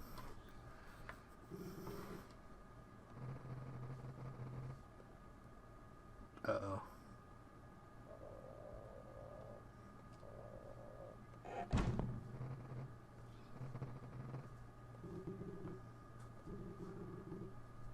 Oh, that's a little dark.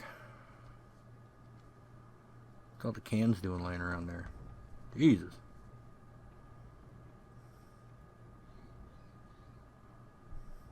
Like,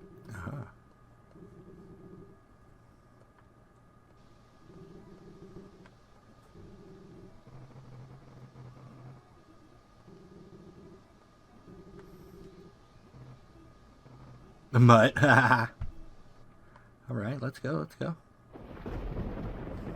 Nice. Nice setting of the mood there. A little lightning. An exquisite shelf center. Hey, I grew up on Final Fantasy. You check everything.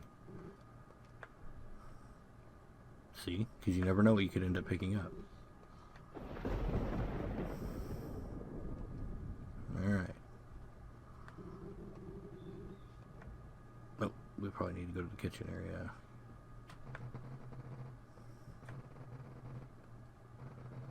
Pause and stuff.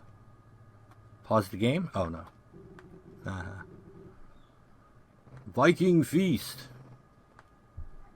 Now I need a can opener, right?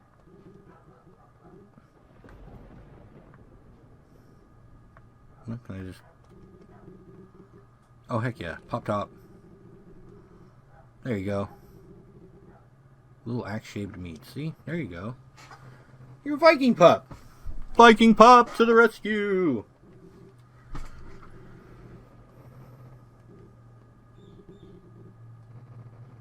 With Viking power. Right? You're a hungry dog. What do you want? No. Never turn on the stove before you leave the house. I'm sorry, what? Oh yeah, we got to take out the trash. Is it the right size for a head? Wow. Let's hope that's not foreboding. Alright, where do we take the trash to? Aha.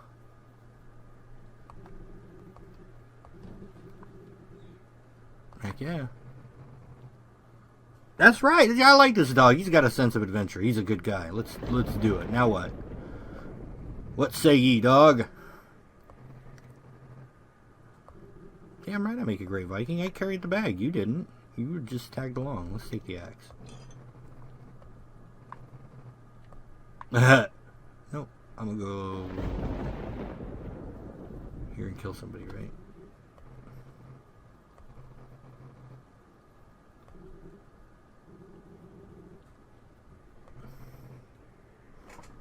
Yeah, I wonder what we did.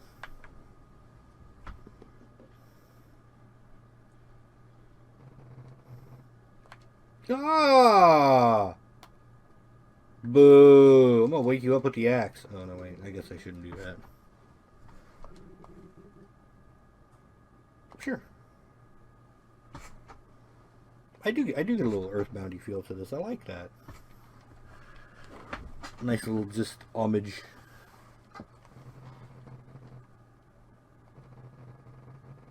Maybe it's just the name and the RPG style though that's doing it to me. But I like it.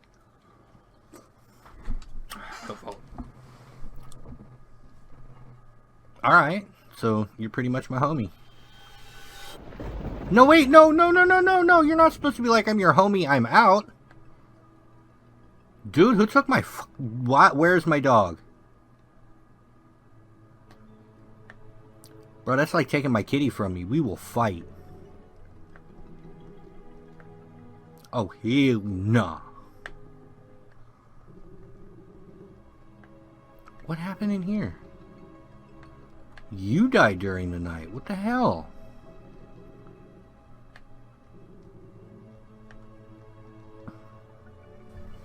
Can I go in the kitchen? My dog, man!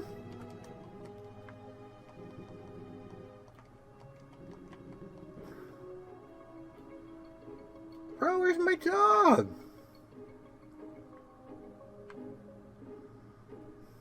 Puppy!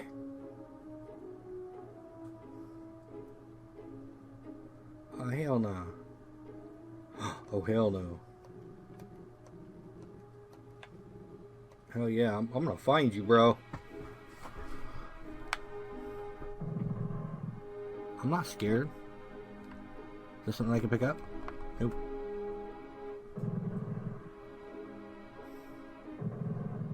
What is this, huh?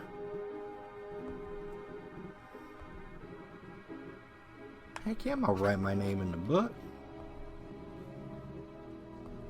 Oh, cool. Alright. Nice little old school save style. Rest for a while? Sure. Up to me. I don't want to be corrupted.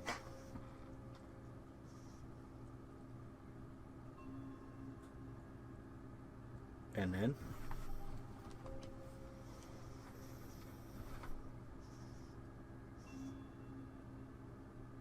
I joined THL. Oh, sorry.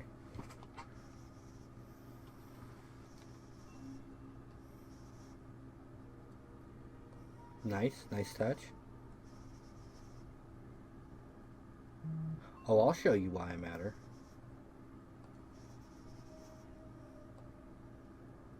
Hold on, let me get a cup of coffee first. An Americano Grande. No, wait, Americano Grande. No, just straight espresso, please. Okay. But I am. Totally running. Said I couldn't run. I look like I'm running. Oh, you're just a tease. What did I do? What did I do? What kind of person am I? What is this, huh?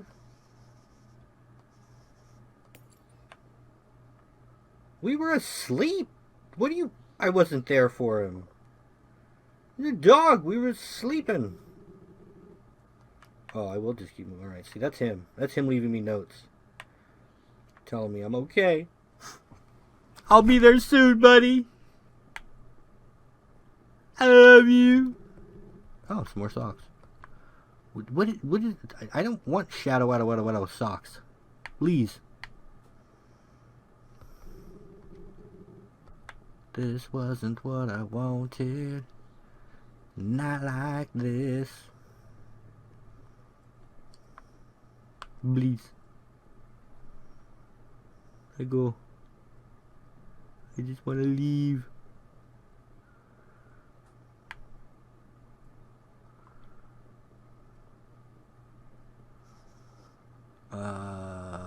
That's not the only thing I'm gonna fail. Give it a minute.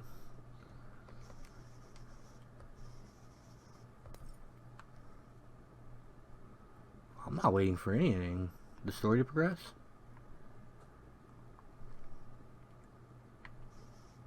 Go then. Leave. Yes. See, I'll go and see where Hope takes me. She's a pretty cool girl, man. Maybe she'll take me to lunch or something. Oh. What these? Huh? Oh, the book. I wonder who wrote but you can't fight him. Bet you I can. Let's call it nightmares. Yeah, sure, why not?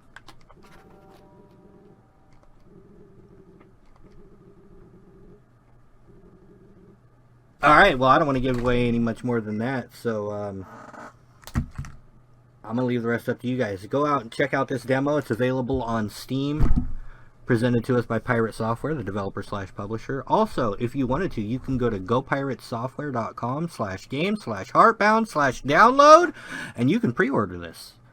You can get in on that pre-order action. Go check it out. There's a couple of different tiers on that. I think there's like a $10 and a $25 tier, something like that. Go check it out. Thank you guys at Pirate Software for letting us out. This looks like a lot of fun. Enjoy some more videos, guys.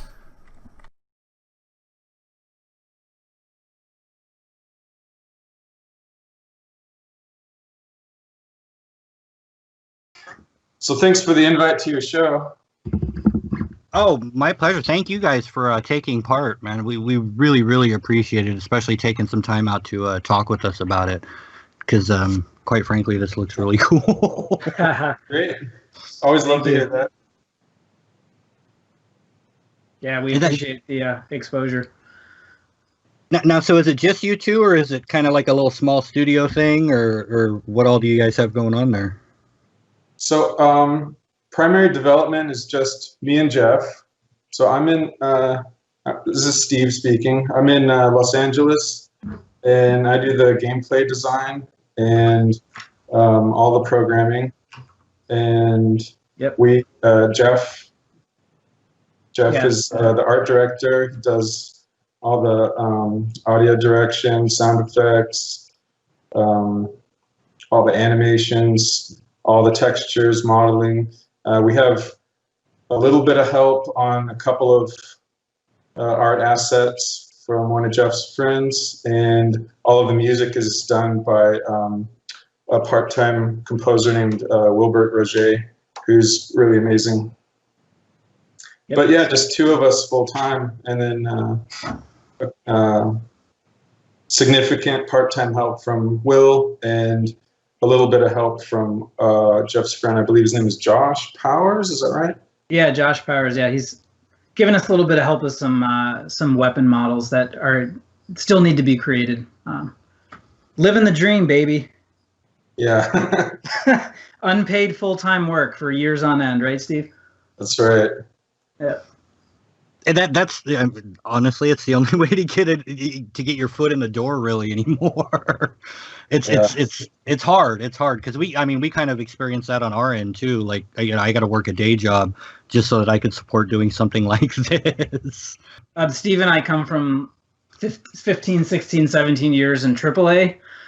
So we worked at a lot of big studios, and this is something we wanted to do for a long time. So, saving up our money, being responsible financially, and to allowing ourselves to take this risk, we've been making games for a long time. This is our first indie game that we've made together, but we're kind of pulling all of our knowledge together that we learned on big studio projects, Yeah, I saw that list. It's impressive, man. Borderlands, BioShock, Command & Conquer, Saints Row, Star Wars, Lord of the Rings. That's pretty impressive. Yeah, thanks. Yeah, it's been a good run, right? Yeah, for sure. I mean, there's definitely a lot of fun to get to work on some of those cool franchises, but as you might imagine, being on big teams means that each individual person only has so much influence. So we wanted to be on something where we had complete influence, and here we go. That's the best way to do it, right? Perfect way to do it. That's a key word though, influence. I was kind of curious as to what were some of the main like inspirations, influences behind something like this, because it's pretty unique. Yeah. Gosh. I mean, a lot. Yeah. Yeah. We draw from lots of different games and all kinds of genres, but I mean, you'll see stuff from Strider, Dark Souls, Cave Story, of course the classics, Metroid, Zelda.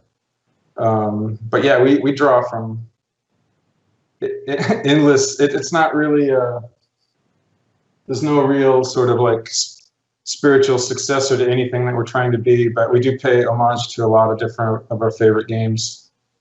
Yeah, I think like high level inspiration is, Steve and I are roughly the same age, and we grew up playing these types of games, like action exploration games for the Nintendo, Super Nintendo. So we just love making those types of games. And I mean, for me personally, I sort of just had a creative vision for the world and the story and the look and sort of emotional tone of the game. So, I just creatively, I'm just kind of doing what I find personally interesting, tonally, right? Visually, sound, animation. And the great thing about a two-person project is the only person that can tell me no is Steve. And he's we're usually on the same page, so it's been a really great process of working together. Yeah, absolutely.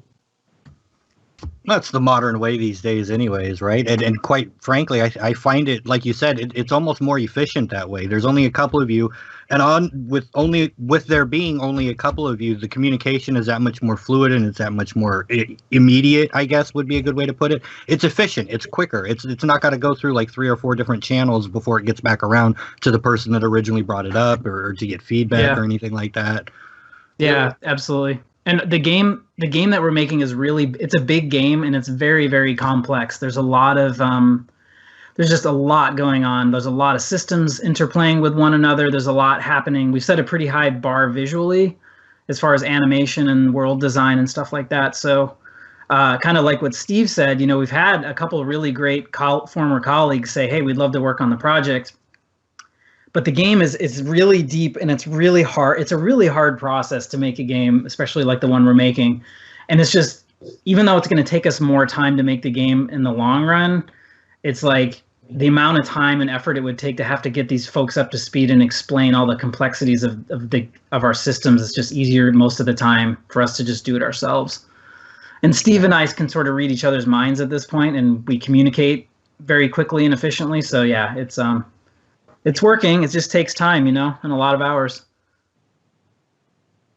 Yeah, I could imagine. And it does. Complex is something that really stands out visually right off the bat. Like if you scroll through your guys' Twitter feed, one of the things that really stood out to me a couple of weeks ago was the interactive foliage with the guy running around and all the plants and stuff in the background just kind of waving behind him. And it's beautiful. It really is. It looks really, really good. It's very fluid. It's very neat looking. It's very cool. And that really stuck out and caught my eye. And another thing that stuck out to me was some of the like the gravity, the way that the gravity you can see affects the gameplay a certain way. And I think that's really neat. I'm very interested to see how that plays out. But that's got to be really hard to do, right? Yeah, and that's the really interesting thing that for most people that play games don't really understand how games are made. And that's fine. That's just sort of the nature of it. But a lot of times, when someone sees something that looks beautiful, there's something visually beautiful, or there's something that sounds really, really cool. It's not just the artist that's doing that. There's an incredible amount of quote unquote back end stuff going on, right? Like tons of code and scripting and custom stuff that Steve is doing, programming and math essentially to allow me to do what I want, like what my vision is visually, and like pull off all these really cool visual things, right? That makes the world feel immersive and real. There's just so much happening technically that Steve has to do to enable that. So I always like to give him as much credit as I possibly can. Thanks, Jeff. Yeah. But yet, gravity, interesting gameplay around gravity in and of itself isn't too challenging. but we've got a lot of semi-complex systems, and it's the interactions between these systems is where the complexity comes from. So, for example, if we've got, like, Anu has a whole bunch of different really wacky, exciting, giant vehicles that you can pilot and maneuver, and your player can jump out and swim through water. Kind of that particular feature was inspired by how Ori and the Blind Forest does their swimming.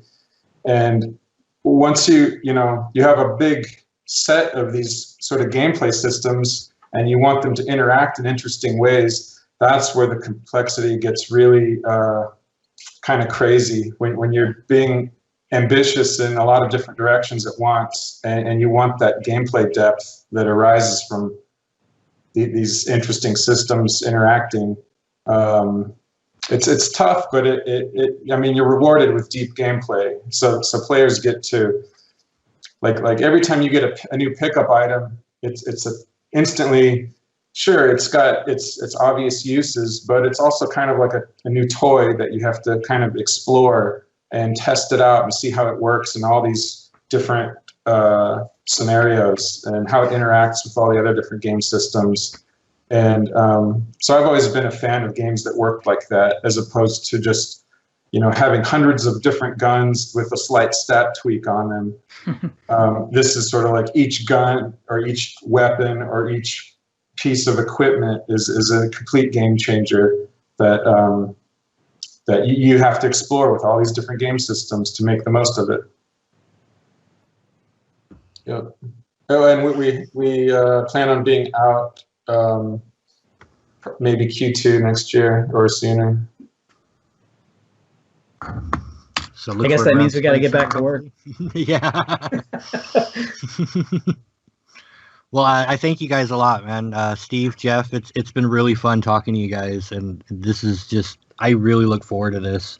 I don't know if next spring, summer can come quick enough for me. We're doing our best, we promise, and just shoot us an email and keep in touch, and we'll let you know how things are going. Will do, man. Thanks a lot, you guys. I really appreciate it. Yeah, thank you for the opportunity. Yeah, thank you. So, they were all very nice segments, making games where they're called Beat 'em Up. I really like that game. That looks something different, and it's like old school, and I haven't seen it in a while. With new technology, there's so many kind of crazy creatures and all that shit. Okay, not creatures, just men, whatever. I'm gonna be the asshole cop, basically. Then we got Playdius, which had really cool stuff, really, really cool segments, and of course I played through the one anime game, which I kind of liked. Pirate Software with Heartbound. Now, Heartbound is probably going to be one of the biggest games this year. I think it comes out Christmas. I'm not too sure on that, but if it does, it'll be the biggest game of this year. Or watch out, he's selling out again. But no, Heartbound really, really does strike me, and I can't wait for it. And of course, the interview, which was pretty cool, different. The first interview we've ever done on the Hidden Levels with developers, so that was new. But now is actually a really, really good section, which I like. These are some of the people very close to my heart, some of the people I've worked with, some of the people I adore, some of the people I watch daily. Please enjoy this section. There's going to be some of your favourite people on there as well. I really appreciate the time they took doing this, and a thank you from my heart to theirs.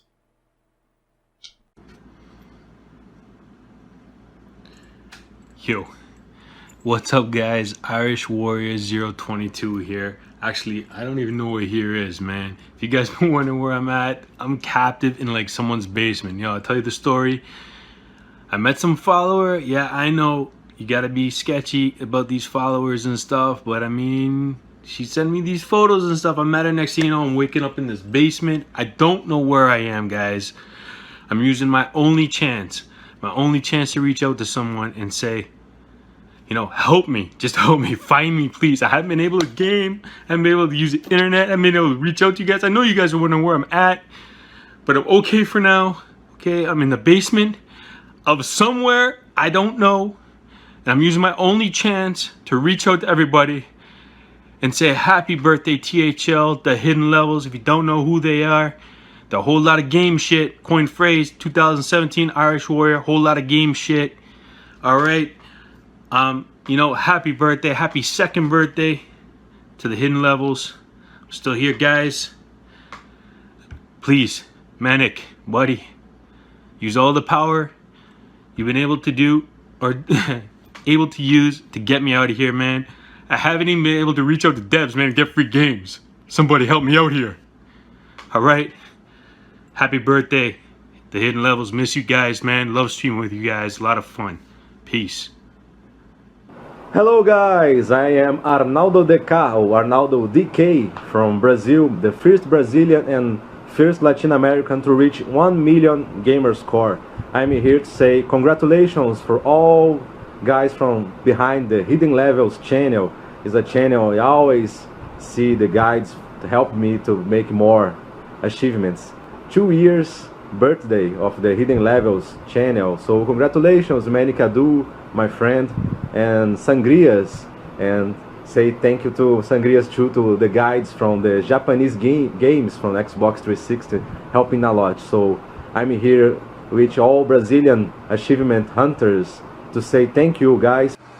Yo guys, Carnage here, and I just wanted to wish all of you at the Hidden Levels a happy 2-year anniversary. You guys do a lot for the indie game community, reviews, streams, achievement guides, which I've used many of as well. And I appreciate all your work, and I'm sure a lot of the community does as well. So keep up the great work, guys. Peace. Yo, what's going on, guys? My name is Listen, and I'm here tonight to wish the Hidden Levels and its community a happy birthday. For the 2 long years. Ha, sweet damn. Hope you guys continue giving us the good gaming content. And I also hope you guys are having a great time. What's up guys, my name is Shizblocka and I'm a Twitch streamer. The other day my buddy Frantic-a-Doo messaged me to tell me that the secret levels are 7 years old now. So congrats to everybody over there. You guys make some great trophy guys and reviews. Love it. Keep it up. No, but for real, Medicato and the Hidden Levels, congrats on 2 years. And here's to the next 2. GG's. GG's. Hey guys. Hey. How you doing? I'm Zen. I'm CL. And together we're Zen and CL. We heard from a little birdie that it's THL's second birthday. So, happy birthday. Happy birthday, guys. We'd like to say we love you, Adam. Wish you well. And if it wasn't for you, we wouldn't be streamers today. You've got a great team with you now, we hope. And we miss you. Love. And we look forward to seeing more from you. Yes, we do. We're so proud of you guys. Much love. Mad respect. Peace. Hello everyone, Bobby and Russ here for Xbox Gamer Reviews. On behalf of the team here at XGR, we would like to congratulate the Hidden Levels on their 2-year anniversary. Here's to many more previews, reviews and awesome giveaways that you guys do over there. Have a good one and we'll see you soon. G'day everybody, this is James T. Kaiser from The Next Round and Mondo Cool. And I'm just here wishing the Hidden Levels a happy 2nd birthday. Holy crap, man, you're getting old. Woo! Joking aside, I hope you have a very good time. And here's to 2, well, hopefully many more than 2 years of more video goodness. I'm so excited that I think I'm going to lose my head.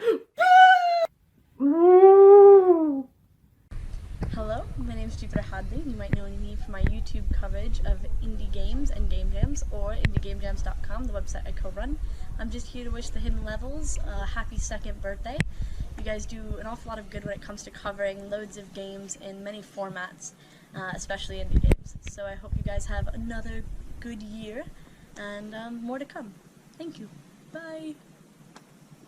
Hello, I'm Ricardo from Camel101. We'd like to wish Hidden Levels a happy birthday and keep up the good work, guys. Hey there, I'm a YouTuber known as Mr. A Honda, and I just wanted to say congratulations to the Hidden Levels for kicking butt for 2 years. Yo, what's up? Little Linnea here from The Drastic Measure. I'm here to say congratulations to the Hidden Levels for 2 years, and let's have some more, alright? Many more, right? Yeah! Yeah! Anyway. Yay.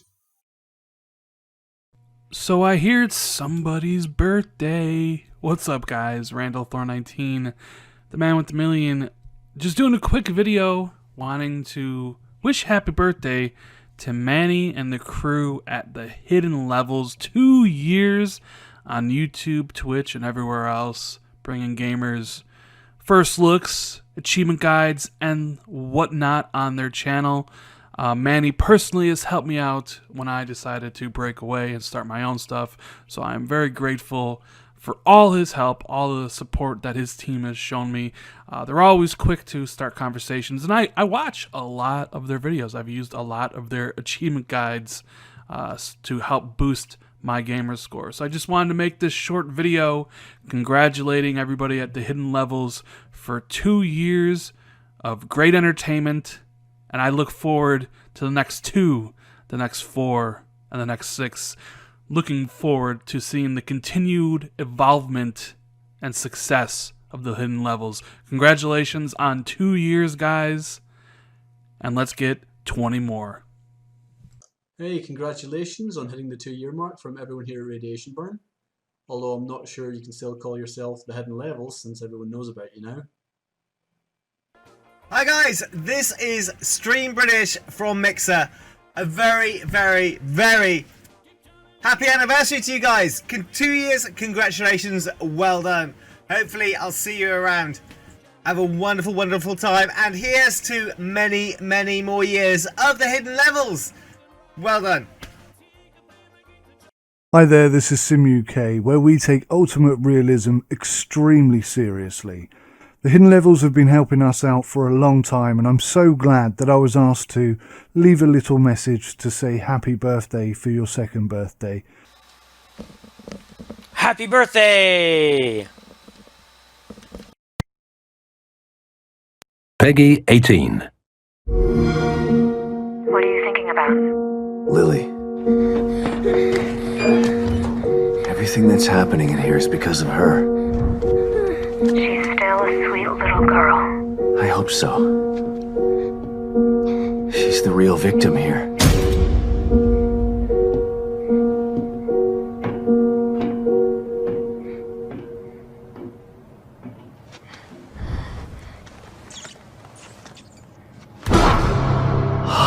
Lily, where are you? I'm here. Dad's here. You aren't here for me, Dad. It's all your fault. You are a failure.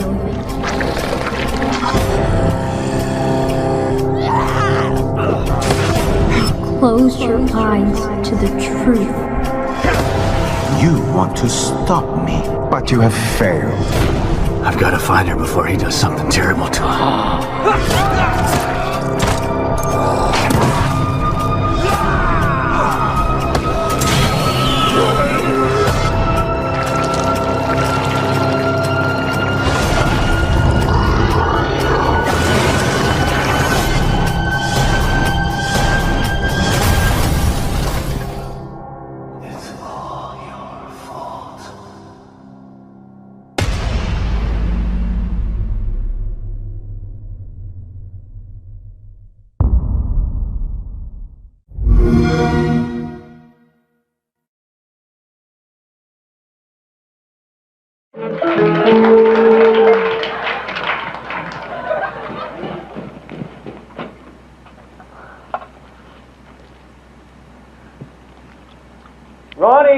Ronnie, are you home?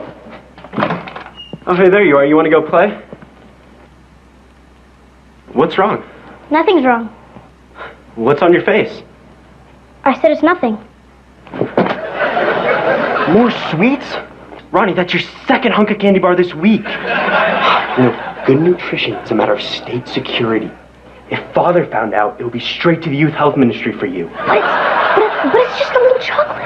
It's disgusting and it's dishonorable. Don't you remember your lessons about honor? To be honorable, you must have courage. To be honorable, you must exercise self-control. All great things in the service of the fatherland are honorable. That's better. But I'm still gonna have to inform on you.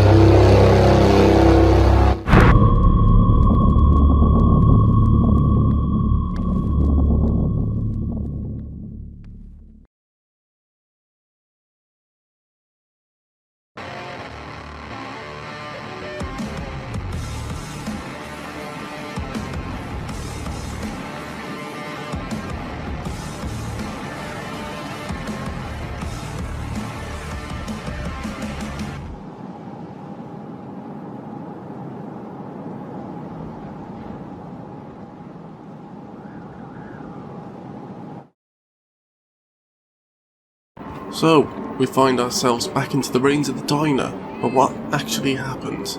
Let's find out. Was hast du heute gelernt, Peter? I don't know. Stuff? Practice your German, dear. You'll need it. Was denn für Sachen? Das der Führer ist ein großer Autor und Maler. Sehr gut, mein Junge. Oh, hello there, sir. Bobby Please told me that the Führer have a seat at the painted counter. Mona Be right with Lisa. you. Nettie, Ma'am, what'll it be? I want the We're about to close, unfortunately. Oh, it's to go. We'll be quick. Let's see. I'll have the... Blazkowicz. Specie knows you're coming to attack the Oberkommando, but he has no idea you bringing a damn atom bomb. You gotta break him the news. Hello? Come on, Peter. Let's go someplace else. but Mom, we No haven't even... buts. Oh! Bitte schön. Danke. Good day, ma'am. You, one strawberry milkshake, please. Oh, I hope you don't have a fire back there to put out. If so, I'll come back another time. I'm sure the fire can wait, Commandant. One strawberry milkshake coming right up. Fireman, I recognize your face. Very Aryan face it is too. Are you at a Station 1? There you go, Commandant. Oh, vielen Dank.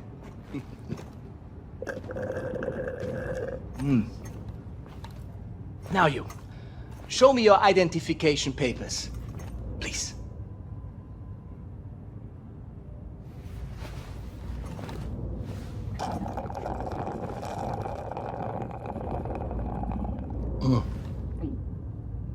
I love strawberry milkshake. It's perhaps my favorite American thing. So simple. Just milk and ice cream. The rest of the menu, however, I think you will need to address. I think it needs to be more German. Yes? Tell me, are you from here, John Smith? Huh? I read here that you operate out of Station 6. What is the location of Station 6? I'm unfamiliar with this station. Speak up. Kommandant, Sie werden vom Oberkommando verlangt. War das nicht Zeit? Trink grad noch meine Erdbeermilch. Leider nicht, Kommandant. Das Oberkommando verlangt, Sie umgehend zu sehen. In Ordnung, ich komme schon.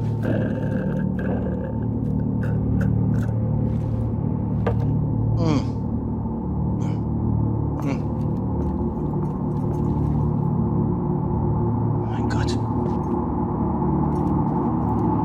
Oh mein Gott, das bist du. Das bist du.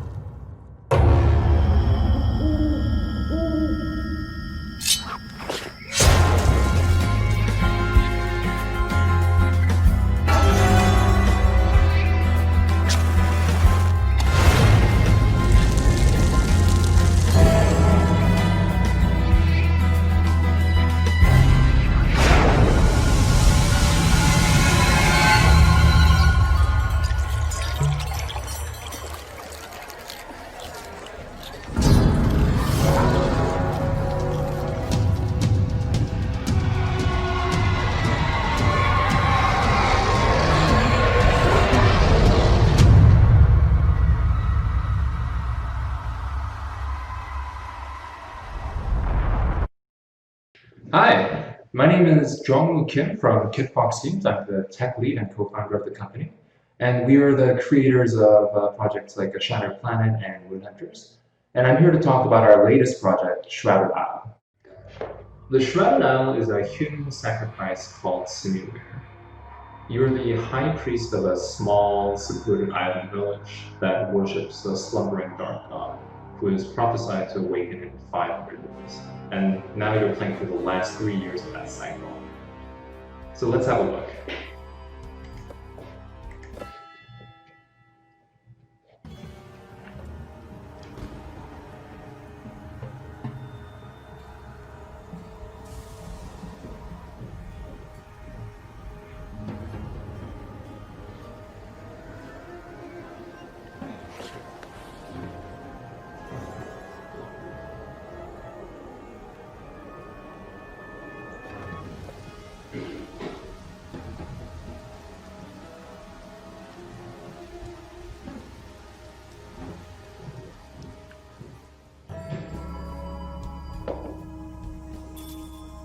As you saw in the opening, one of your goals is to purge the sinners from this village. And this village has 5 noble houses: the Kegneys, the Yosefkas, the Cadwells, the Eppersons, and the Balfours. And on one hand, you have your obligations to your dark god, but on the other hand, you have to maintain your relationships with the 5 great families. So let's visit the Kegneys, for instance. You'll notice on the left side that you see the members of the Kegney family. Underneath each character's name, you'll notice that sometimes there are question marks and sometimes there is a brief description about their traits. And so each person has a virtue, which is the top one, and each person has a vice, which is the bottom one. For instance, Vanya here is unrepentant, and so she is someone who will reduce penitence, which is one of the 5 virtues of their religion. So in this case, we're going to appoint someone from this family, and we'll move on to the next family. You'll notice the Yosefkas allow you to use an inquiry because they have high approval of you. They are satisfied compared to the Kegneys who are dissatisfied. Inquiries allow you to investigate a character further about their behavior. So let's look at Nico. And you'll notice that he is full of fervor. He is someone who will encourage the virtue of fervor if you appoint him as an advisor. So let's go ahead and do that now.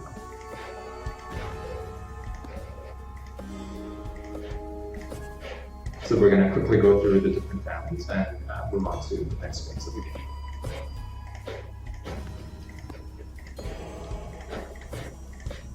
Ooh, a swindler. This will be important later. As the High Priest, you are trying to, at least on the surface, trying to encourage the virtues of your religion: ignorance, fervor, discipline, that you can see at the bottom. And each of these advisors will help you or prevent you from doing so based on their family as well as based on their personal traits. But you're not quite certain about who they are. Vanya, for instance, is unrepentant, but you don't know to which extent she is. And Miko is full of fervor, but all the same, we don't know to what extent that is true. And you can dilute their effect to prevent them from sabotaging the season by selecting multiple of them and just to wait and see what's going on. So we can begin them up. Okay. And now, as a result of employing Nico as your active advisor, you're able to discover that he is charismatic, which is quite good. But we discover that Kremen is, in fact, a narcissist and quite detrimental to your cause. But you have further motivations to employ your advisors because the different families will have higher approval of you the more you use their advisors. Okay. This time we're going to try using just one character. you'll notice the effective ignorance was much higher than last time, and the approval of Matron Kegni went up much higher than last time as well. So in this way, you can focus your attention on one family or one virtue if necessary, at the cost of disappointing the other families.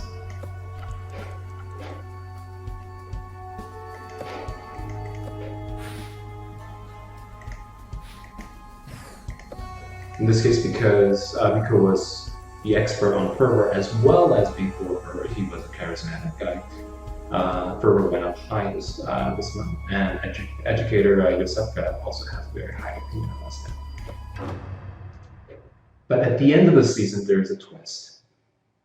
One of the 5 advisors must be killed in ritual sacrifice to the dark god Chernobog. And when you reach this phase, you're able to examine each character further and to see what sort of impact their sacrifice will have on the village.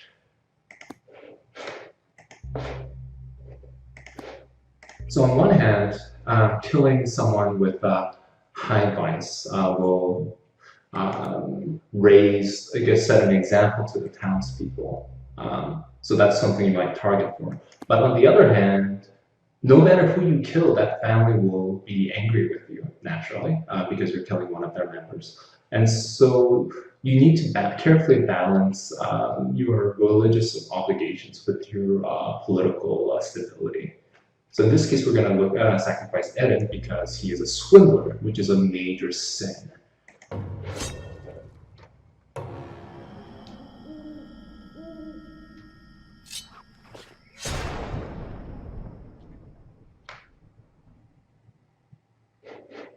Horrifying, but a just outcome for such a terrible person as Eden.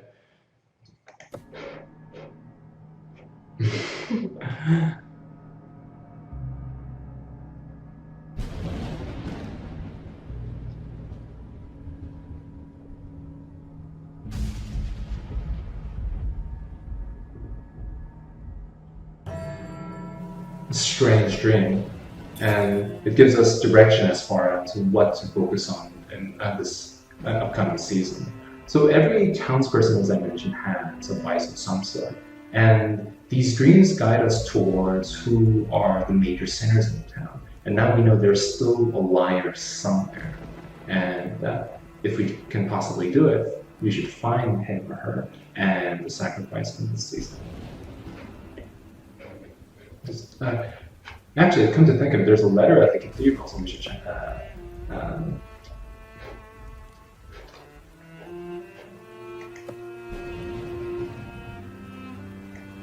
As you can see with this particular letter, each season, or at very random intervals during your gameplay, the townspeople will petition you for requests or advice on how to resolve a strange occurrence or a dispute between the families. And they will have effects on the town's virtues or the approval of the various families. But sometimes they might even transform a character into something different. So in this case, Vanson became more gentle, which you would normally think is a good thing, but for the purposes of your religion, this is a bad thing because you want to encourage fervor, you don't want to encourage someone who's gentle or kind. So that's it for the core gameplay of the Shrouded Realm. Thank you so much for watching us. And to the hidden levels, happy birthday.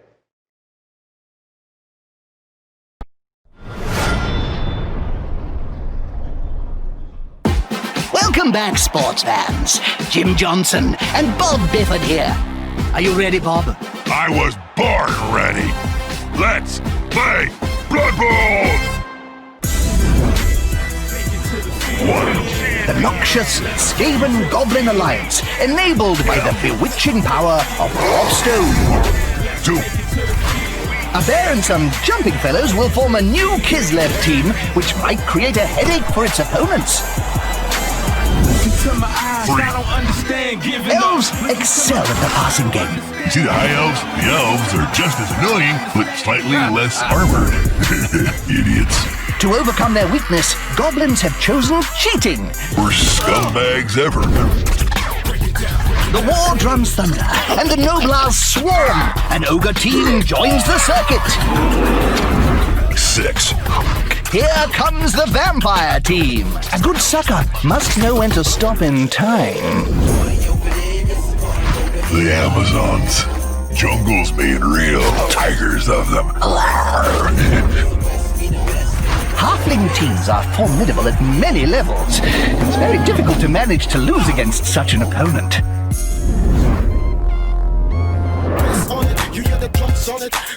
Very nice stadium, Jim. Now there's a sight for sore eyes, Jim. That's a Blood Bowl player right there. Who's that hot girl who don't give a get on the floor, girl. I got what you want. Cabal Vision HD has got the match-going public interested in Blood Bowl again. Ratings are up. All you sports fans should keep it here on brand new Cabal Vision HD for the many, in no way monotonous hours upon endless lifetimes of coverage. A real bloodfest.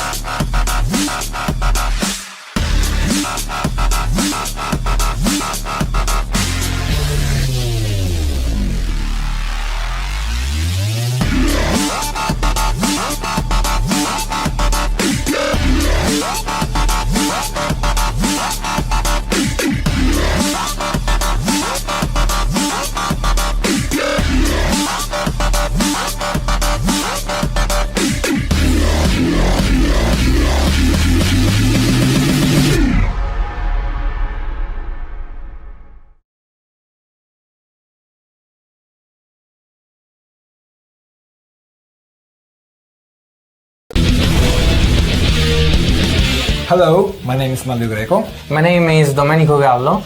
We are the lead programmer and lead artist for Wartech Fighters, a game about giant robots by Digerati, a company based in Sicily, Italy. The game was inspired by basically Hollywood blockbusters like Pacific Rim or Transformers, and also from a Japanese side like Gundam series or Evangelion, for example. So we try to put all the elements of the giant robot genre in one game. We introduce in the game something we call executions. It's a way to basically brutally destroy something. We're launching with 12 missions. There are an entire section of the game is called the simulator. It's something like a simulator for the pilots to become better piloting the Vortex. And there are survival modes with a leaderboard. And survival mode basically tests your pilots with an infinite number of enemies coming in waves. Hidden levels. Happy second birthday.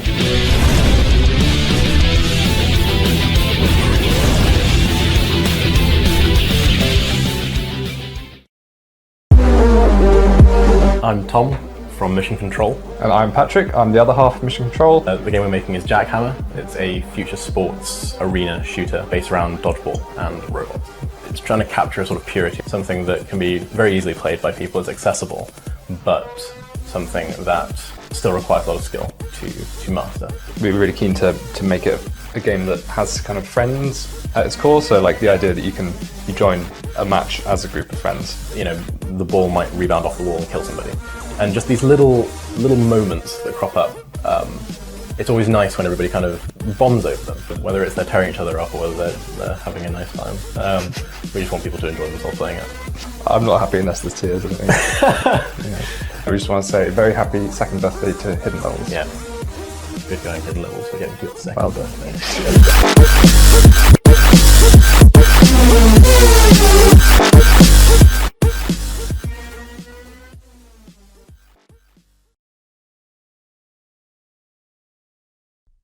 When civilization came crashing down, that's when this feeling first struck me. Feeling like a prey, nothing but food for the vultures. Hunted, scared, always on the run. Always. No more. Now we fight.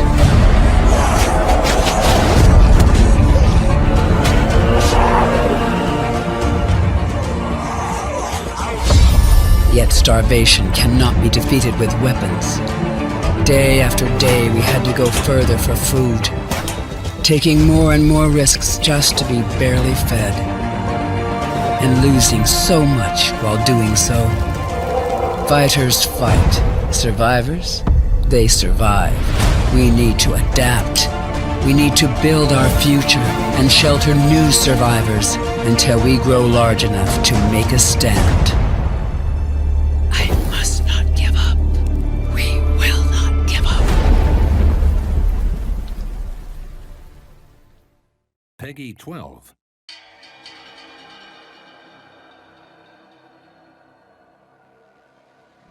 In Dead Exit, the aim of the game is to gather a vehicle and resources in order to escape the city. You accomplish this by playing any 3 actions every turn. Playing the card to different slots will have a different effect, so choose each of your 3 actions wisely. Regardless of how you proceed, the road is filled with danger and misfortune. Ultimately, the only thing that really matters is getting cards into your stockpile by the end of the game. Will you work with others to survive, or will you betray them at the last minute and escape alone? Good luck.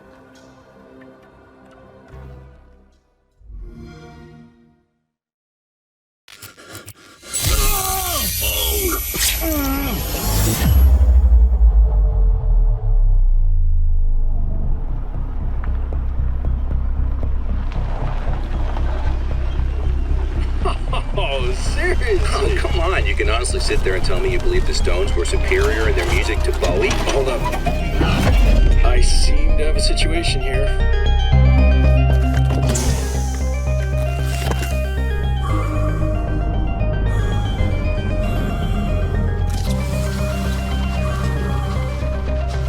Hey, Orson, I've got some fairly hefty power fluctuations down here.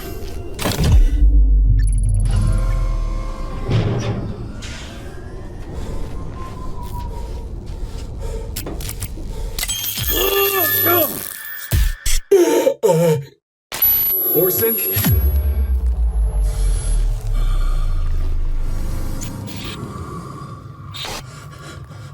What the fuck?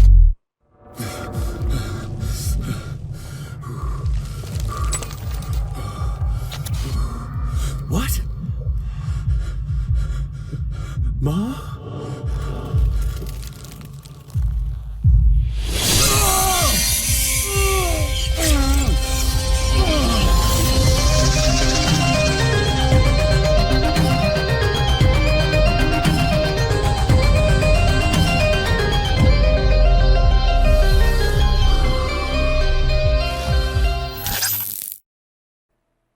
So now I'd like to introduce something new to the show.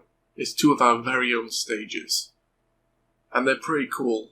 But the first stage is called The Roots, and it takes us back to the very beginning, the essence, the pure beginnings. These games may not be as complex as the others. They probably have smaller budgets, but let's just check them out anyway and enjoy them. You know, we all started somewhere, so let's enjoy The Roots.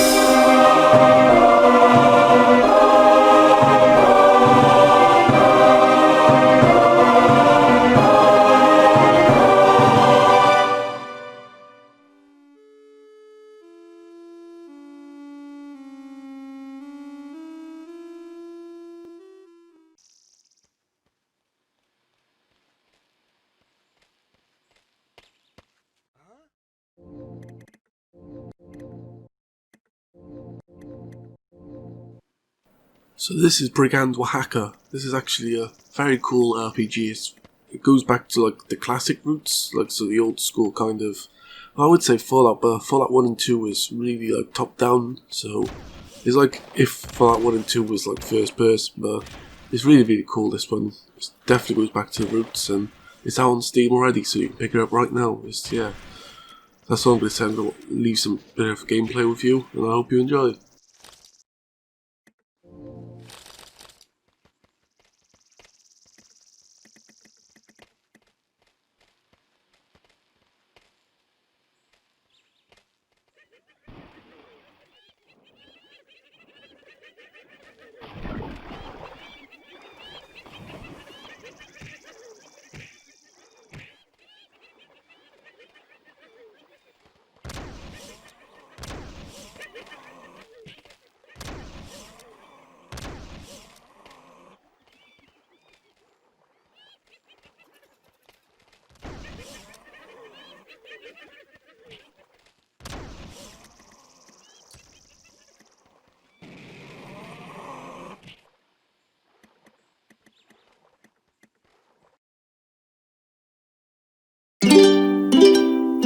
Do you love cats? And do you love romance? The visual novels always float your boat. Well, get ready to pee your pants when you see the new game that the Bay team wrote. Cats and dates. They're the sandwich, you're the filling. Salivate. We're gonna fix the hunger you feel. Our wish list is ready, so head to Steam. Warhorse Studios is your new matchmaker. Don't be the cat who never gets the cream. Are you a loser or a hot potato? Perfect dates. Wish list to know when it's for sale. Perfect dates. Come for the pussy, stay for the tail. My name is Nodens, and I'm the god of hunting on my isles. One day, when I was traveling in the forest of Banagher, I caught a glimpse of some nearby deer. However, they were not the only beings that caught my attention. A white wolf was nearing our mutual prey, when a few mortals entered my canvas.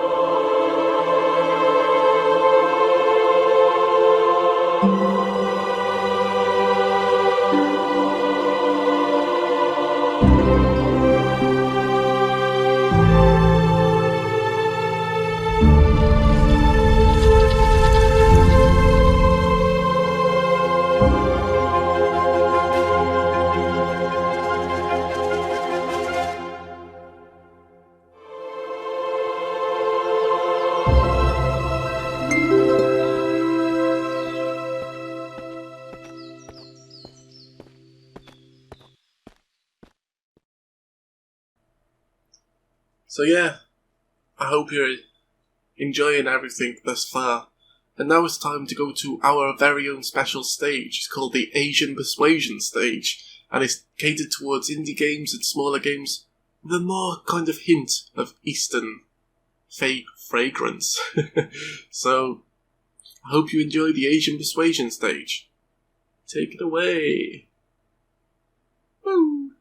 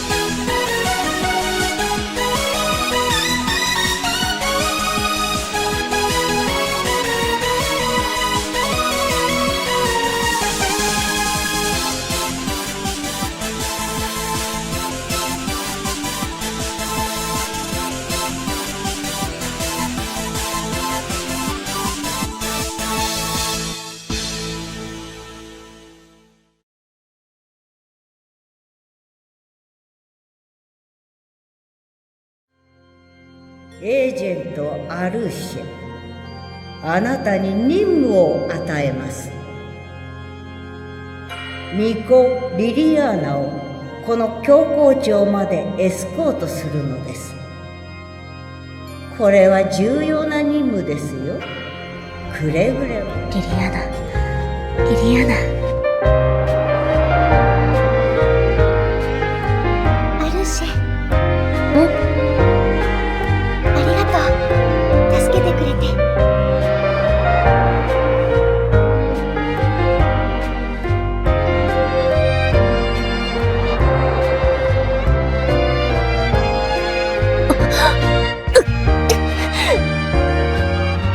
血の渇きに苦しむことになるだろう。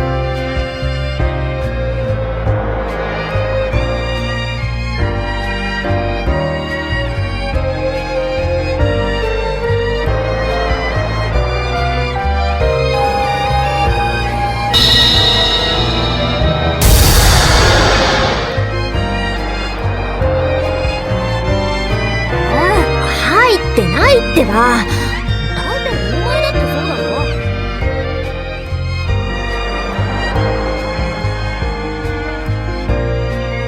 ことを言う君だからずっと守りたいと思ったんだ。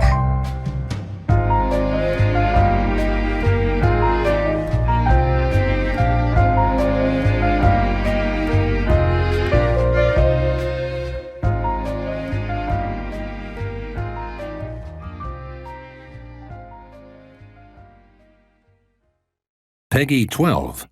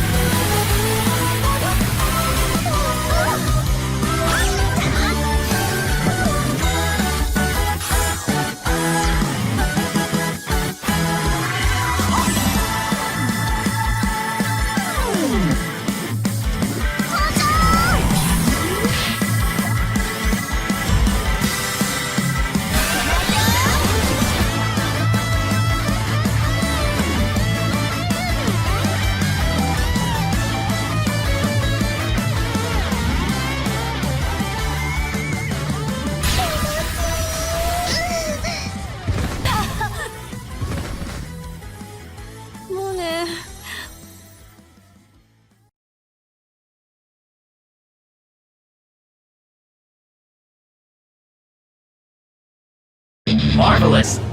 Peggy 16.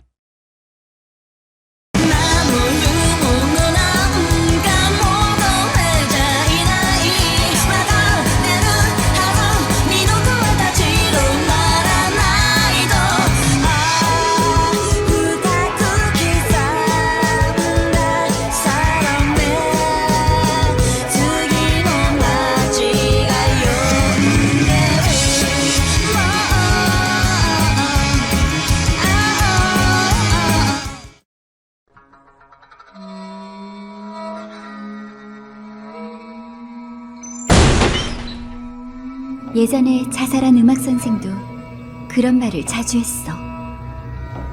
학교에 뭔가 있다고.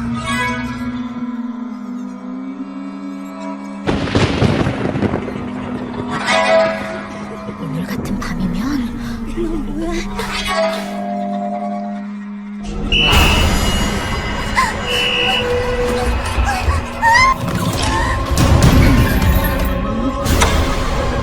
너도 뭔가 알고 있지?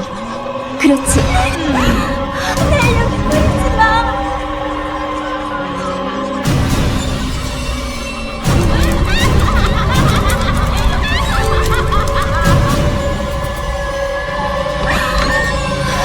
제발!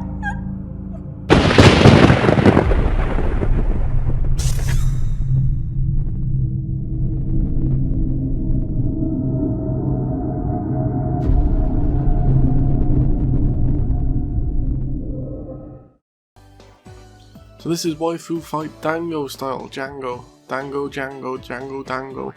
We're just going to take a look around the menu. I've been playing this a little while, it's pretty fun. I'm a little addicted. Oh, hot mama, Midori. Wow. Yeah, we're going to take a look through all the girls. And I'm going to lose all my stuff. Alright, so... yeah, there's lots of customization. I promise you I'll show the game in a bit. I just gotta look around, see what's going on. So these are leaderboards. So you notice all the top people that are from Enso, the developers, those hackers. No, just kidding. But yeah. So. Right, so here we go, this is it. A little bar, yeah, bounce off those tits. Anyway. So the aim of the game is to break their wall and send all these little things. Bam! And this gets hectic really fast, don't you worry. Look at that, it's bouncing from my boobs again. Oh my god, look at, oh my god, what's going on? Dangos? Dangos? I don't know, I can't say it. That's pretty freaking cool, look at it, oh my god, this is like... shit. Slow down, please, please, please save Rotom, please, oh my god. We got a solid 60 FPS, so that's a good thing. My god, I'm taking a battering here. There's just so much shit going on. I'm doing my best. Unfortunately, there's only one of me, so I can't do 2-player. Oh my god, Mo combo. Shit. Who's gonna win? Is it gonna be me or the AI? Because this is really going nuts now. Oh no, he used a special ability on me, now I'm asleep. No, please, let me go. Oh my god, what's going on? Django's everywhere. Let's try and manage this the best we can. Go away, please. Oh, it just exploded on me. Oh no, no, no, no, wrong way, wrong way. Oh no, no, no, no, no, no, this is bad, this is bad. This is really bad. I think we're gonna lose. Ah, shit. No. No, no, no, no. No, no, no, no. No, no, no. Yes! We're a winner. Do we get to see her tits now?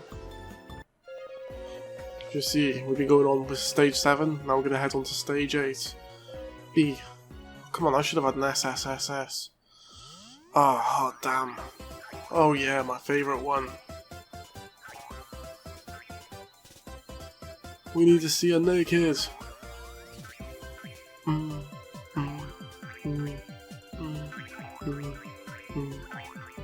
Sorry, I'm getting carried away with the music. Definitely check out this game though, it's free to play. I think. Have to search it up, Waifu Dango. They've done a good job, it's pretty funny. I just need more nudity! Nah. I'm such a pervert. Whatever, it's all worth it.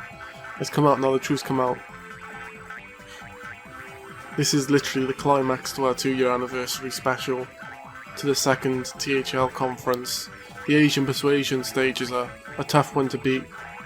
You get lured into these women You know, and... Ah, shit. Please, don't be disappointed, waifu.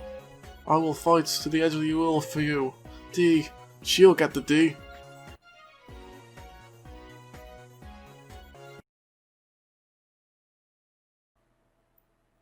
Thanks so much, everyone, for making it this far. I'd like to thank the developers for contributing, the contributors for contributing. Don't know if that makes sense. THL, everyone behind THL, and of course, most of all, you. So yeah, thanks. Now I have one more piece of exclusive news / announcement / it's pretty big. As we're coming up to the end of the show, I think it's pretty much a good time to announce it now. So yeah, thank you and goodbye.